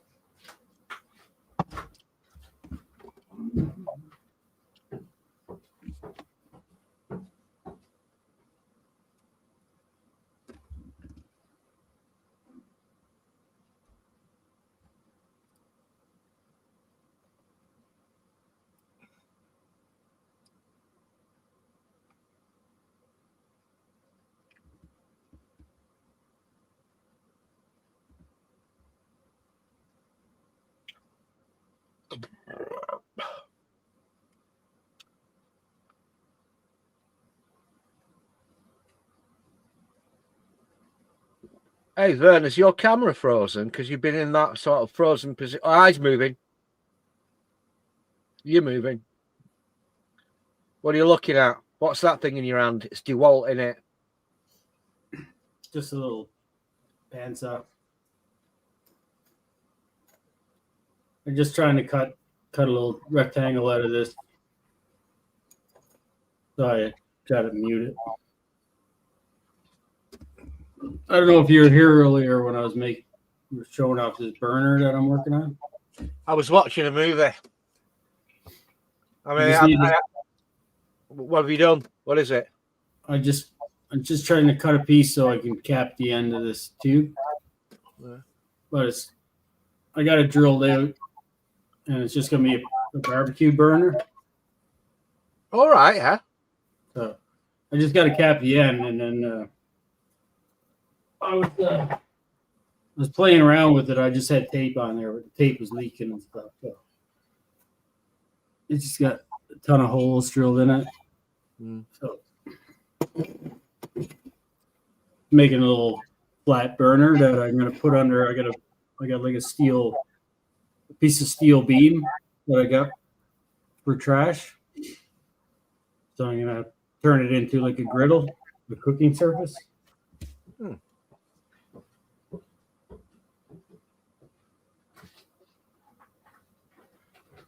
So I was just gonna make the cap and weld that on there, and then start playing with it again. I noticed earlier that Ian Matthews was in the chat. Yeah, I was lurking. I had about 2 or 3 windows open. I thought I'd go off and watch a movie. I had some beer to bottle as well, but I thought I'd wander off and watch a movie for a change, free of charge, of course, on YouTube. All the bloody annoying adverts that they keep inserting every bloody 2 or 3 minutes. So I went and watched the movie instead for change. Try to, do something different. Where do you find the time, the energy, and the beer?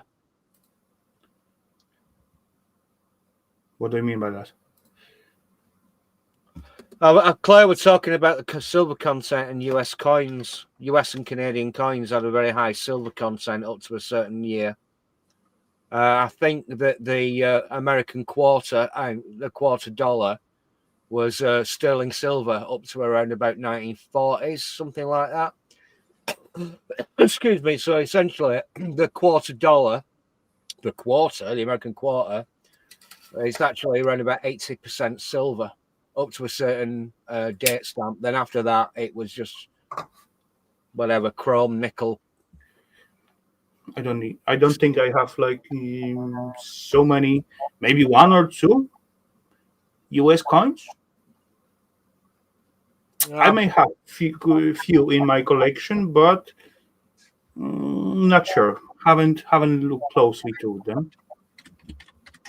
I even at some point I bought like someone's collection, so I got like classers with sorted already coins. So all what I did with them, I just looked through them and just drop it to the shelf. I've got it here. I'll just put it in. The United States quarter minted in 1964 or earlier contains 90% silver and has a melt value significantly higher than its face value. Each quarter contains approximately 0.1808 troy ounces of silver, making it a valuable collectible for silver investors. However, modern quarters minted after 1964 do not contain silver and primarily are made of cupro-nickel. But actually, come on, the main reason of having coins made out of the silver and either brass or copper, they're supposed to have exactly amount of the value in the weight of the metal what they are made of, right? That was main thinking back in the days. Not like today you got like steel coins, what gonna rust, and yeah, they got basically no value whatsoever, material wise. How that was called, like gold barter or something like that? No, I think what gold barter. I think you're talking about the gold standard. The gold. No matter if that was a gold or copper or brass, whatever, the coin's value is supposed to be the value of the metal, the intrinsic the value. metal, what was made of. Yeah. The main is gold, but it was like back then it was like on the other metals as well. Some country got aluminium coins, like there was like long time ago in my homeland, we got aluminium coins, and people, instead of buying the washers to make them roofs, they just drill up the coins because it was cheaper than the washers. Yeah, aluminium coins to the steel washers. Yeah, and it ain't rust, so in economic terms, it's devaluation of the currency. Yeah. I mean, I could throw a book recommendation in, but I normally don't throw a book recommendation in, but I'm not going to. You'll have to figure it out for yourself.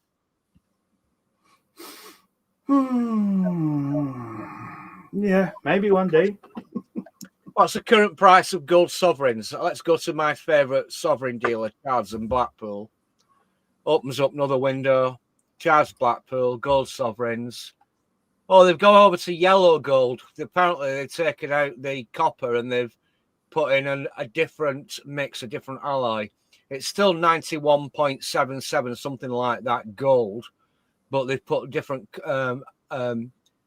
metal in to make it hard wearing, fungible, and basically, because like, if you got pure gold, 999 pure gold, it's very soft metal.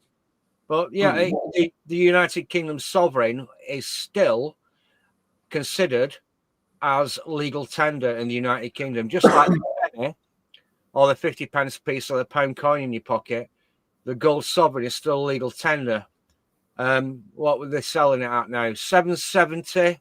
They're selling it at. Clicks link, scrolls down, intrinsic value, £741. So they'll sell you a gold sovereign for 770 quid, and the intrinsic value of the metal contained within that quarter ounce of gold is £741. And I think the cheapest one that I bought 2 years ago goes to my documents, opens up another doc. I know exactly what it was. I think I paid about 480 for one about 2 years ago, and the intrinsic value is 741 quid. Let's go to, opens another window. UK gold price live. Bullion by post is a top return. Over the last 3 years, the price of gold has gone up 116.19%. Okay. Yeah, that's decent amount. Quite a good return on your investment, really, isn't it? Yeah, if you coin that, I mean, if you take out the money, but having like 100% investment, that's one thingy. But other thing is to turn it into the money again. That's the different story. No, it's simple. All you have to do is put your keys in your ignition, drive either to Birmingham or Blackpool, and sell it back to the people that sold it to you in the first place. You leave the coin with them. You sign over. You actually give 2 photograph recognition, like your passport, your driving license. You go over, they register that with them. But if they know you, they've already got that details on their computer system anyway. So you leave the metal with them, and within 2 days, they actually transfer the content of the value of the metal you sold to them. Within 2 days, they just transfer it to your bank account. It's simple. Or you could actually, I don't do it. I don't trust the Royal Mail. I mean, if you put something in the coin, even registered Royal Mail deliveries, where you sign for it, you've got to go down to the post office, and they'll say, "What's in the parcel?" And you'll say, two gold sovereigns. And what's the value of these gold sovereigns? And you get your phone out and you say, "Well, at the moment it's 740 quid. Now it's 700. 100% like true, but delivery going to disappear somewhere. It's up and down like a bride's nightie, so I don't know. Let's just say 750 quid. So you sign over that piece of paper, you hand it in for delivery to your bullion dealers. That post office operative knows that what you've given them is worth £1,500, and it just might go into the back pocket. So I don't bother. So whenever I've ever sold or liquidated any of my precious metals, I've actually driven. You're gonna end up with like 3 years procedure of getting your insurance money for that. What was worth, and yeah. So I got like can full of coins right next to me. I just dig it up from. You can see there's spider webs all over, and it is heavy. There's like tons of coins. I believe like many years ago, I began to like sort them out and sort some of them out. There's like buggies with the names and all that kind of fun stuff, but there's tons of coins from all over the world. Oh, no, not this one. I want to grab another one. This one. This one, what was aluminium one, and people just turned them into the washers. yeah. And that was from 77. 1977. Hmm. Aluminium coins was worth less than steel washer. They Yeah. used to drill the hole and just bang them on the whatever roof or fence or whatever you need to washer for. Well, yeah, That I'm was going one I to think like about. when you're a plumber, you'll get a radiator, you'll get your blank, your bleed, yeah, and you'll inside your packaging, and you'll get your L brackets for putting on the wall, and you'll also get normally some screws and some plugs in your purchase when you're putting a new radiator, and they never be any good. It depends what you're hanging the radiator on. So I normally just use size 8 or size 10 grade screws. But what you find is that the little slot in the radiator bracket is too thin. So you bang an aluminium washer behind it. And then you can slide it up and down and level the radiator according to where your pipe work's coming out. It's not rocket Correct. science. It's not That difficult. is one bill, 80 seconds. That's older than I am. Yeah. And I recalling, as I going as a kid to the school, my mother gave me like 2 of them to have like a little bun and chew gum, or like little candy on the shop. No, wait. It wasn't 2 of them. It was I get like 10,000. I get like 10,000. So that was like 20 of those buggers. But I got that in one bill in most cases. That was like red, if I remember right. Yes, exactly. Or like having flashbacks. I don't know where I get that from, but yeah.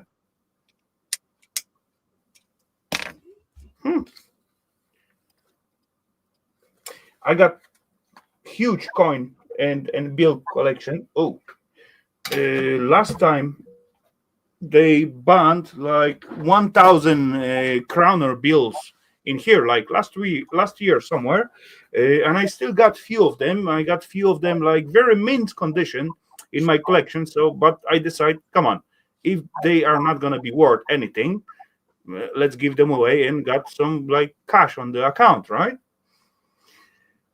Meh. So I turn out like quite few nice bills out of my collections.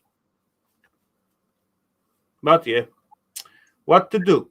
They used to be like sitting safe and waiting just in case in the clusters what I collecting them. But yeah, I'm not gonna just drop like few thousand just to have them in the collection.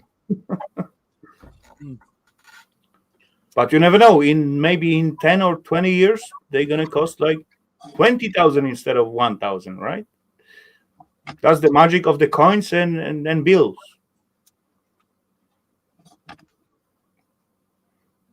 Yeah, funny the stuff we remember. Correct. Anyway, ladies and gents, I think I said I'm gonna have it for 3 hours, but now we got like 3 hours and 40 almost. So almost 4. That's what happened when people joining the chat and yeah. Yeah. I'm not blaming you guys. I'm glad you joined, Lover. Glad you joined Vern as well. I'm missing Stormy a little bit, but she's gonna join one day, I guess. Haven't heard from her tonight, actually. Doesn't even seen her in the chat.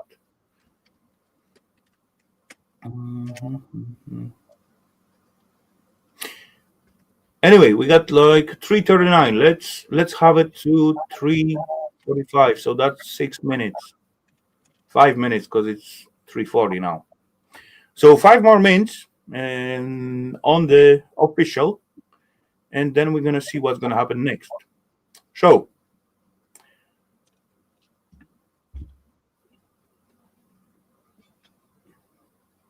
chat-wise, Lofer bring back the life.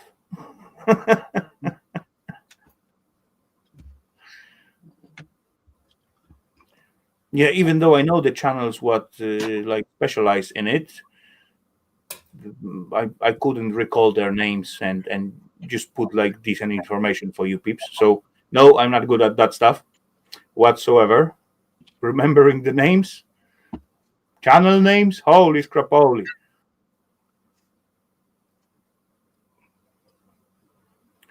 I can tell you how much how diameter of the holes you got to use for 5 millimeters thread, but names, no. Yeah. So I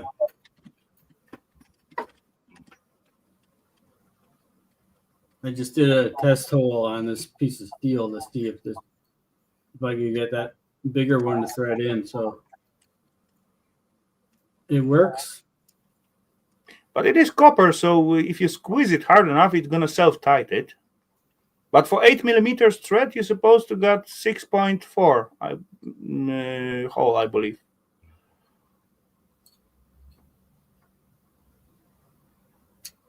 But anyway, Even, I don't know. Whatever bit I used, it worked out fine. It's a little loose, but yeah, as I said, it is copper. If you squeeze it like a little bit harder, then it should self-tight. I just want to do a test bit first, so I'm going to replace this. I'm going to put this one in there and see how much. It's quite a bit bigger hole, so let's see if I can't get all these holes to light up and maybe a few more. Why not? No, yeah. I said a few more minutes, so one more can will be suitable. So let's get rid of those two.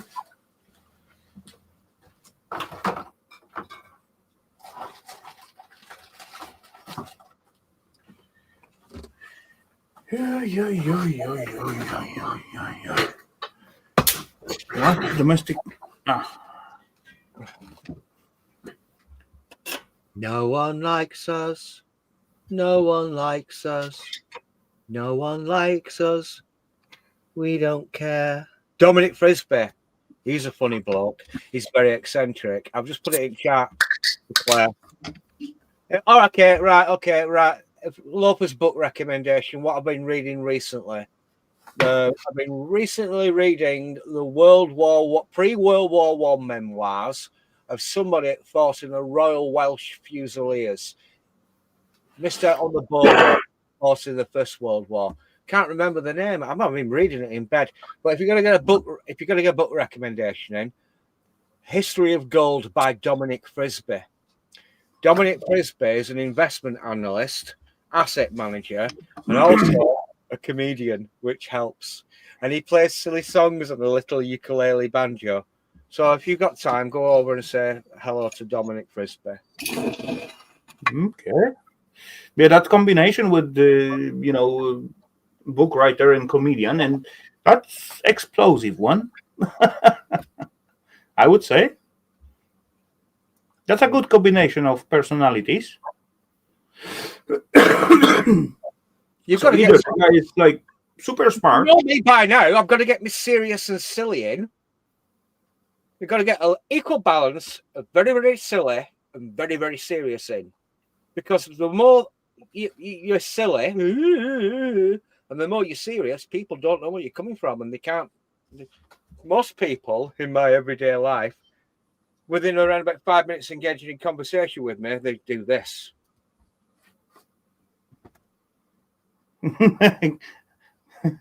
Get away from me. You are weird.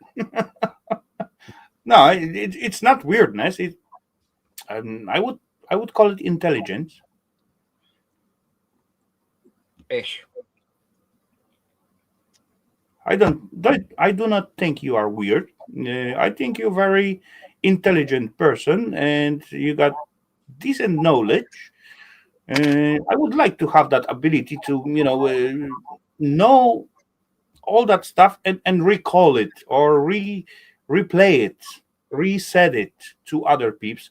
I can have like knowledge, but I'm not able to with straight conversation, like come out with all those information with like decent or easy enough sentence to someone else will understand what I mean or what I want to say to them. Communication. It's not communication issue. It's like I do not put that much attention to the details. I cannot remember all the details. What was really important when you're trying to say some decent stuff or concrete stuff. I know the fact. I know the how it is, how it was supposed to work, but I got no remember for the details to set it so other person will say, okay, he's right. He's totally right. He know what he's talking about.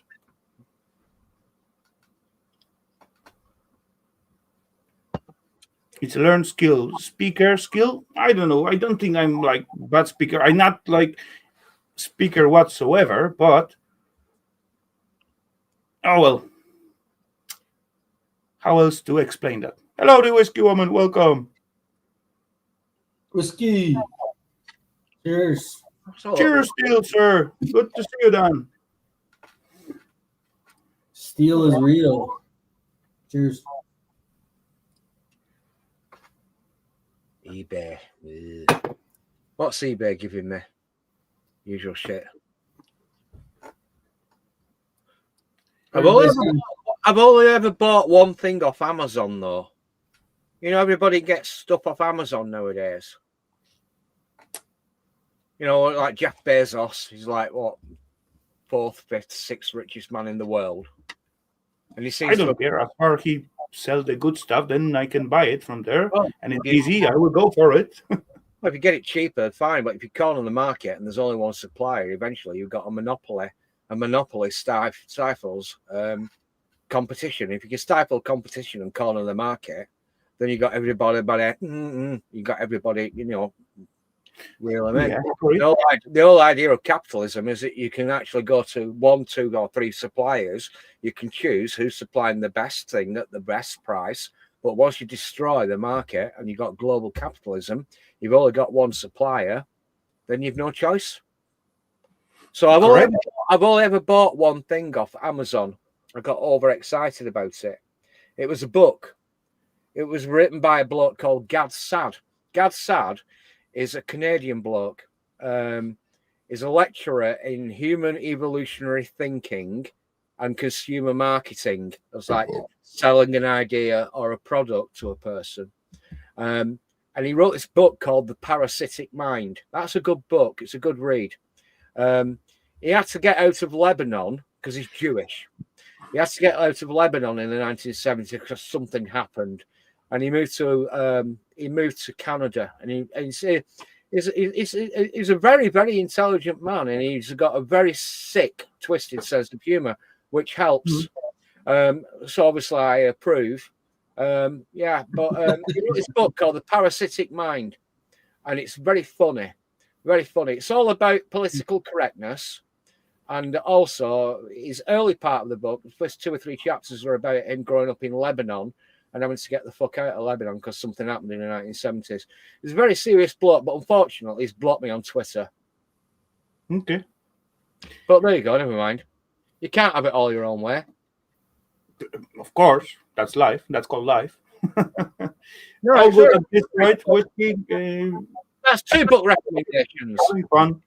Dominic Frisbee, History of Gold, and Gad Saad's Parasitic Mind. I like books. The thing about books is this. If you're not working and it's too early for beer, you can go into the house, you can turn the heating off, you can snuggle up in bed with a book, and you can read a book. When you fall asleep, it doesn't use very much energy to actually get this information into your head. You don't have to heat the room because you're in bed with a book, you're covered up. And when you woke up, if you've lost the page number, you can go back to the beginning of the chapter that you started on previously and read it again, just in case you didn't understand it the first time around. Gad Saad, Parasitic Mind. Good book. I recommend that. Well, what do you find the time, energy, and beer? Look at all the books that have ever been read. I read a book once. I got it from the library. It's banned in Germany. And also, on the subject of coins, I had some coins that have very, very little value, and they had a curious little symbol stamped on them. And you know where I'm going, Steve. Yeah. I had some Reichspfennigs. You know, Mustache Man, the Austrian painter. Apparently, Germany in the 1920s, 1930s went through rampant runaway inflation.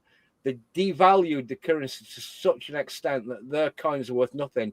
I think it might have been a little old man, next door neighbour but one. His grandson was my mate growing up when I was a little lad, and he had these coins, and I think I traded them, and I don't know what the hell I've done with them. No idea whatsoever. But they had a curious little symbol, and they were worth nothing.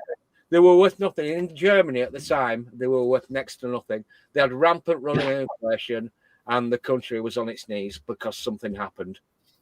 Yeah, we speak about those Indian health, not health, Indian symbol for luckiness. Yeah, that was the symbol. Hang on. They used to call it that way these days. I'll keep my job short because we're on the subject of music now. We're not talking about money or scrap or metal or history or economics. We're talking about the best band in the world. I'm just going to mute down for a minute. Okie dokie, no problemo. We got like 9 minutes left, Lofer. So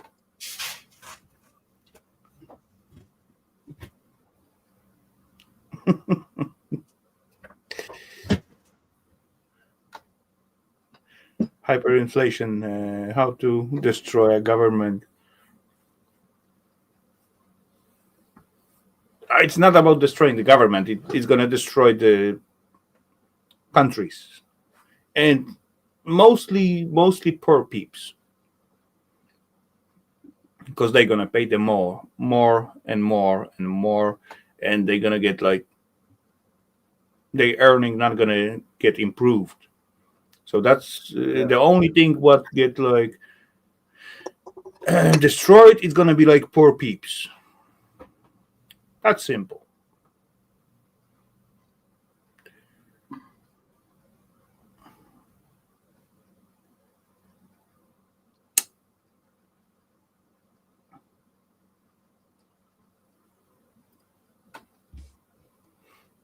Despite what the symbol is related to in Germany, what was an ancient Egypt. It goes back further than that, actually. It goes back that particular symbol that you can't mention on YouTube because you might get a strike and get sent to the naughty step. There's I actually believe more is Indian.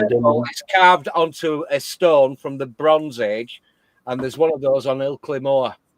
It goes back to ancient Egypt, goes all the way back to I think eastern to Persia, possibly to northern India. Yeah, that particular symbol. As far as I thought, that was like in India first. That was like happiness or luckiness symbol. Yeah. I've got it on my flag here. Look, hang on, what's mate? There we go. Anyway, we all know what we talk about. So there we go. Yeah, top cake. So when I talk about totalitarianism, there's nothing more totalitarianism than fucking flag shagging. But there you go. Anyway, never mind. yeah, I just finding the screw in my pocket. I also like the Ramstein NES. Okay. Oh, you're talking about Sabaton. Oh, America's favorite order. Sabaton are fucking brilliant. They're a Swedish metal band, and all of their music is about warfare. And they never take a side. They never get involved in politics. You just say it how it is. Indy Nidell has got a channel as well. I can't remember the name of it. I subscribe to it. He's good. He's the guy that does all the Sabaton introductions and everything. Sabaton 1916 tribute to fucking Motorhead. That is brilliant. Christmas Truce. If you're listening, Christmas Truce is absolutely fucking brilliant. It was around about the same time that England came off the gold standard in 1916. Where do I get this from? Because I'm a heavy metal fan and I'm heavily involved in metal of the musical type and the copper and the gold and the silver and the shit like that. This is what fuels my imagination. So basically, in 1916, Britain came off the gold standard because they could not afford to finance World War I. You will not find very many English And Royal Mint, United Kingdom Royal Mint gold sovereigns from 1916. You might find some Australian Perth or Melbourne Mint gold sovereigns from 1916, but not in England. Okay. See, they cheat you all back then. Although I have got checks accounts. Let's have a look. What have I got? Coins, sovereigns, and Britannias. I have got squirreled away in a very, very safe place, Sheffield Vaults. It's £165 a year. Thank you very much. I've got squirreled away. What have we got here? I've got 3 1911 George V's and a 1927 George V. And for I bought the 1911s. You get a random mix. If you're going for grade 2 or grade 3 sovereigns, the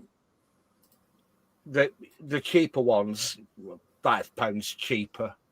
If you go for those, you get them. I paid £371 for 3 1911 George V's in October the 5th, 2023, and Lawrence Chard of Blackpool will pay me spot price to buy them back, which is 740 quid.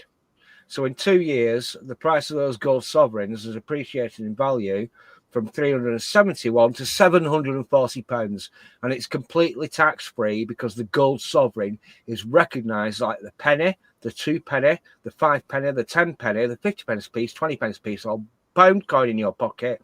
It is legal tender in the United Kingdom. So you could have feasibly, you could go into a shop tomorrow and buy something for 740 quid and offer them a gold sovereign, and they would have to accept it. I would be happy if someone show up in my shop and want to pay with the golden coins. I think I've got a 1968 in my wallet. I've got all the rest of it. I pay £165 a year to actually store it in Sheffield Vaults. But I always carry just one around in my wallet. What is it? It's a 1968. Was it a 1966? Where's my bloody magnifying glass? I think it's a 1966 gold sovereign. There you go. Okay. 1966 gold sovereign.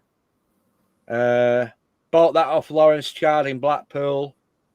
I paid 1966. I bought that on the 7th of October last year, 2024. I paid £489 for that, and Lawrence Chard in Blackpool will pay me £740, and I don't have to pay any tax, any capital gains tax when I sell it to him, on account of the fact that it's recognised as legal tender within the United Kingdom. It's a coin of the realm, just like the Cooper or nickel fucking 5 pence piece in your pocket or the 20 pence piece.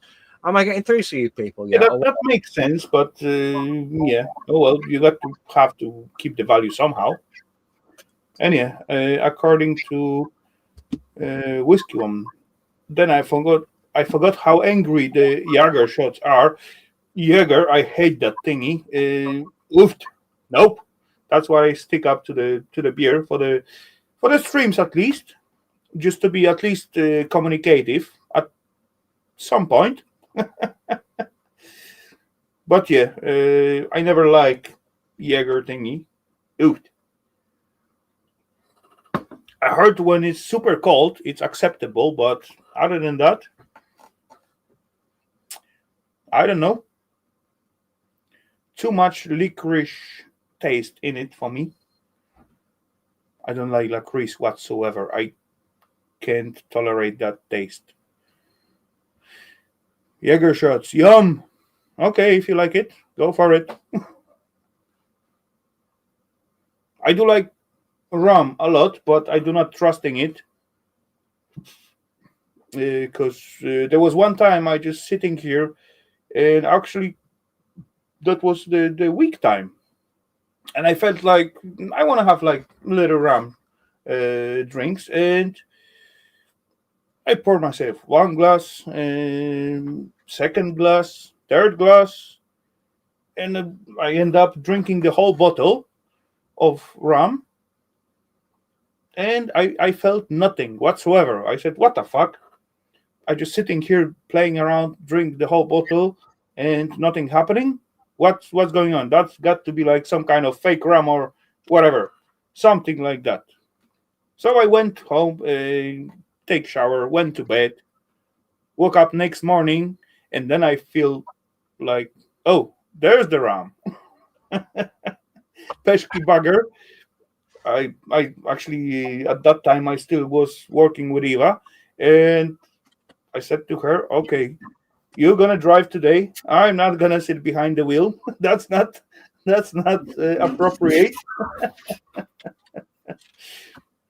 Yeah. Anyway, we went to work, and she got to drive me home like 3 or 4 hours after that because I said I was like too drunk to do whatever. So yeah, that was rum with delay effect, something like that.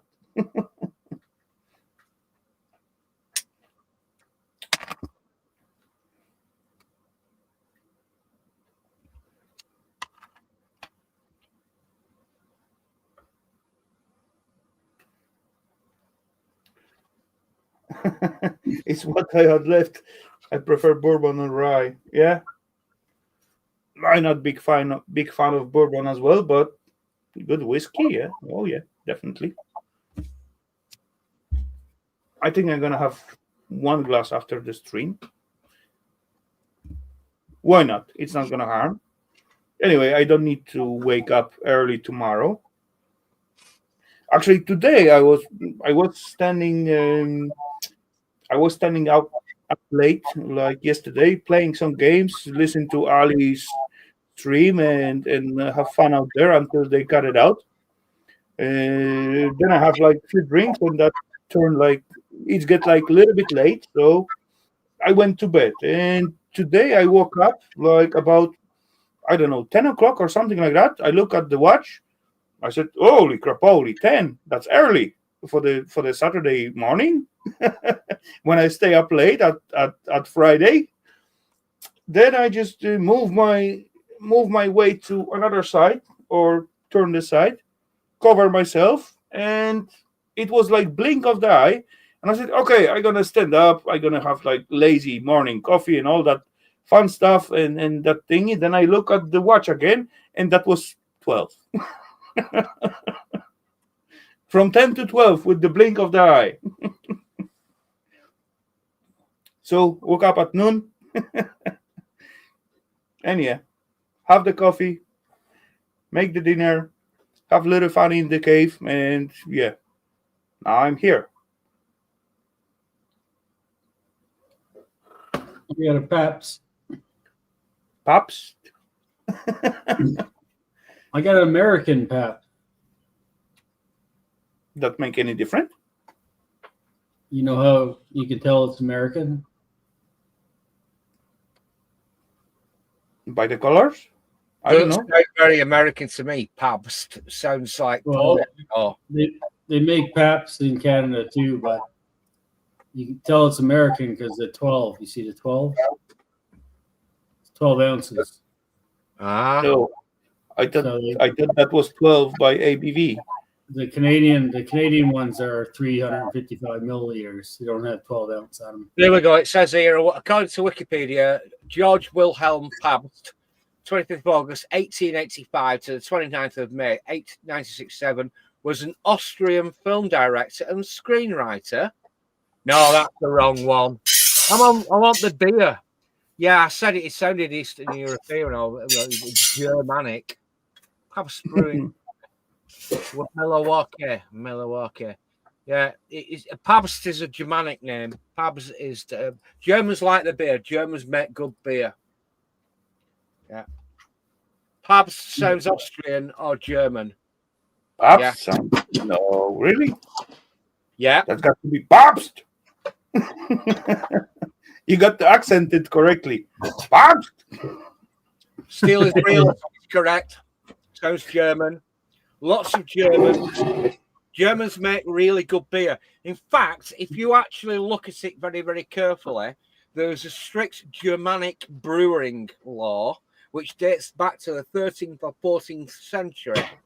It's called Reinheitsgebot. And basically, all beers have to conform to a strict discipline of brewing standards. It's on what ein Hefe, ein Malz, ein Wasser. Okay, so it's basically ein Wasser, ein water, ein Malz, that's your malted hops and everything, ein Hefe, which is 1-to-1. Reinheitsgebot. Now, a lot of German breweries actually still ascribe to this day. Most of the generic stuff that you'll actually buy under that brewing company's name has been sold off to mass brewing companies. They buy the name of the brewery. They make a generic beer which sort of tastes very similar to that, but it's not the same beer. It's not the same beer. I know this for a fact. If you actually go to the town of Leuven in Belgium, you'll be able to buy Stella Artois beer. It's in Belgium. It's not French beer. French beer is shit. Belgian beer is okay. So if you go to Leuven in Belgium, you will buy a bottle of Stella Artois, and it's like nectar. You buy it in the United Kingdom in a can or a bottle. It's brewed by a generic. German beers aren't bad. They know what they are doing. Germans know the beer. Don't fuck about with the Germans. Anyway, I'm still on about the Belgians, Rafal. Don't interrupt. So, if you buy Stella Artois in Belgium, brewed in Belgium, it's fucking brilliant. If you buy it brewed under license in the United Kingdom, it's brewed in Burton-on-Trent, and it's like fucking dishwater. It's shit. UK never were known as a good beer producer. So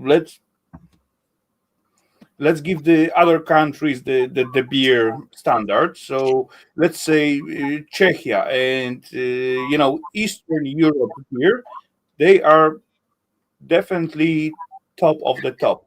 Yes.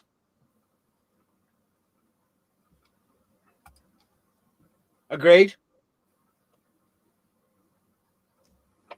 UK were well known for the steel at some point. They create the best steel what it was like supplied the whole Europe at some point. So we got to give UK also some points for some stuff.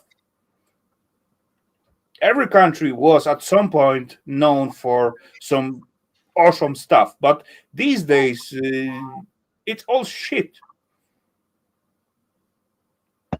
I always saying we supposed to like hold on local market and promote the local products. I say that million times and I'm gonna repeat it again. Local stuff is awesome. If you if you got like good product, people from all over the world gonna pay for that, pay extra for that product to get it. If you got a good product, right? That's Absolutely. How the like huge empire were built.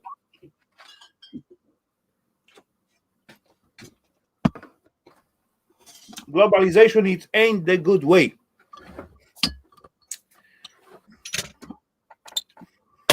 Rafal like buckets. Yeah, I do like buckets. I got million of them. I got to like them.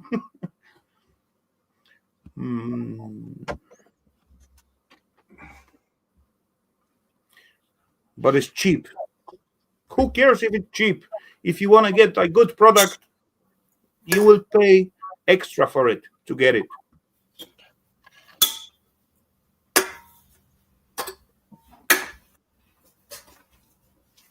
Yeah, anyway, ladies and gents, I again go like overtime.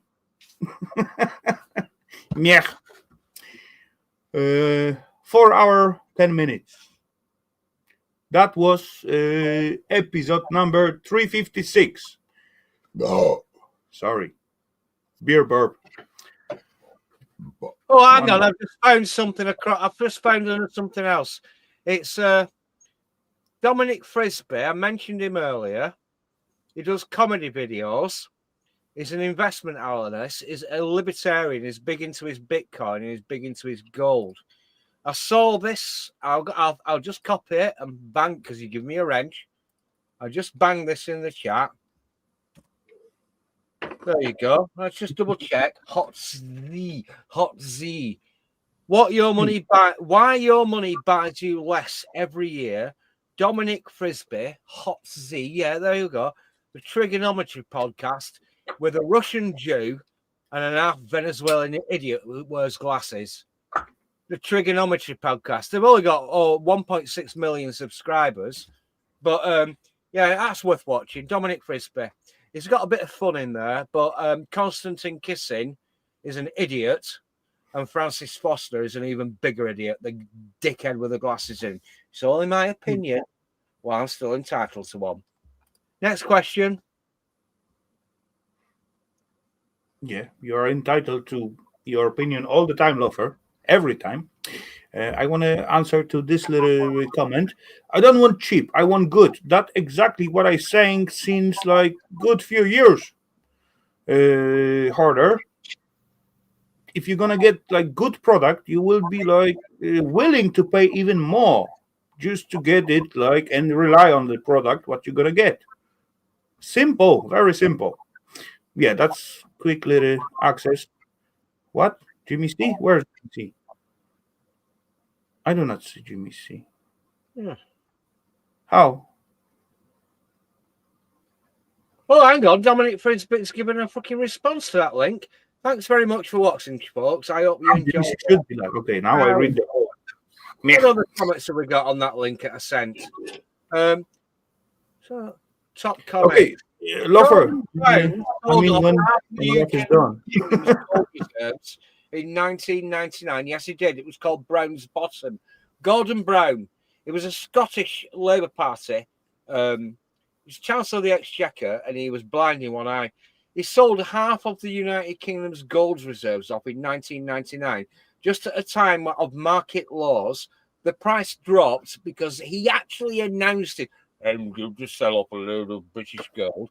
It dropped another 10%, and he sold it off, so we got a drop in the market. People went in and bought it, and now we've got very little gold left in this fucking country, apparently. But there you go. Anyway, I'm rambling. I'm juggling at the moment. I've got. I was about to ask where was that come? Where that come around? What was that? Gordon Brown. Okay, so, ladies and gents, Anyway, Lofer, are you gonna let me end this thingy or not? No. No. Cheers.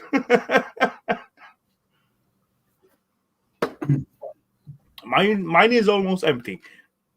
Anyway, ladies and gentlemen, that few rambling from Lofer gonna conclude our tonight's stream. So 3:56 is going to an end. I don't know why Steve cannot have guests and have like. Anyway, now I'm beginning to ramble. So, ladies and gentlemen, thank you very much for being with me tonight. Hope you got like a little bit of fun. Hope you got like a little bit of enjoyment out of it. So, cheers. Catch you all at the next Saturday. Have a good one. Have an awesome rest of the weekend. Have an awesome week and catch you all at the next one. Cheers, peeps. Thank you for tonight. Adios, everybody. Steel is real whiskey. Electronic, Kevin, Tom.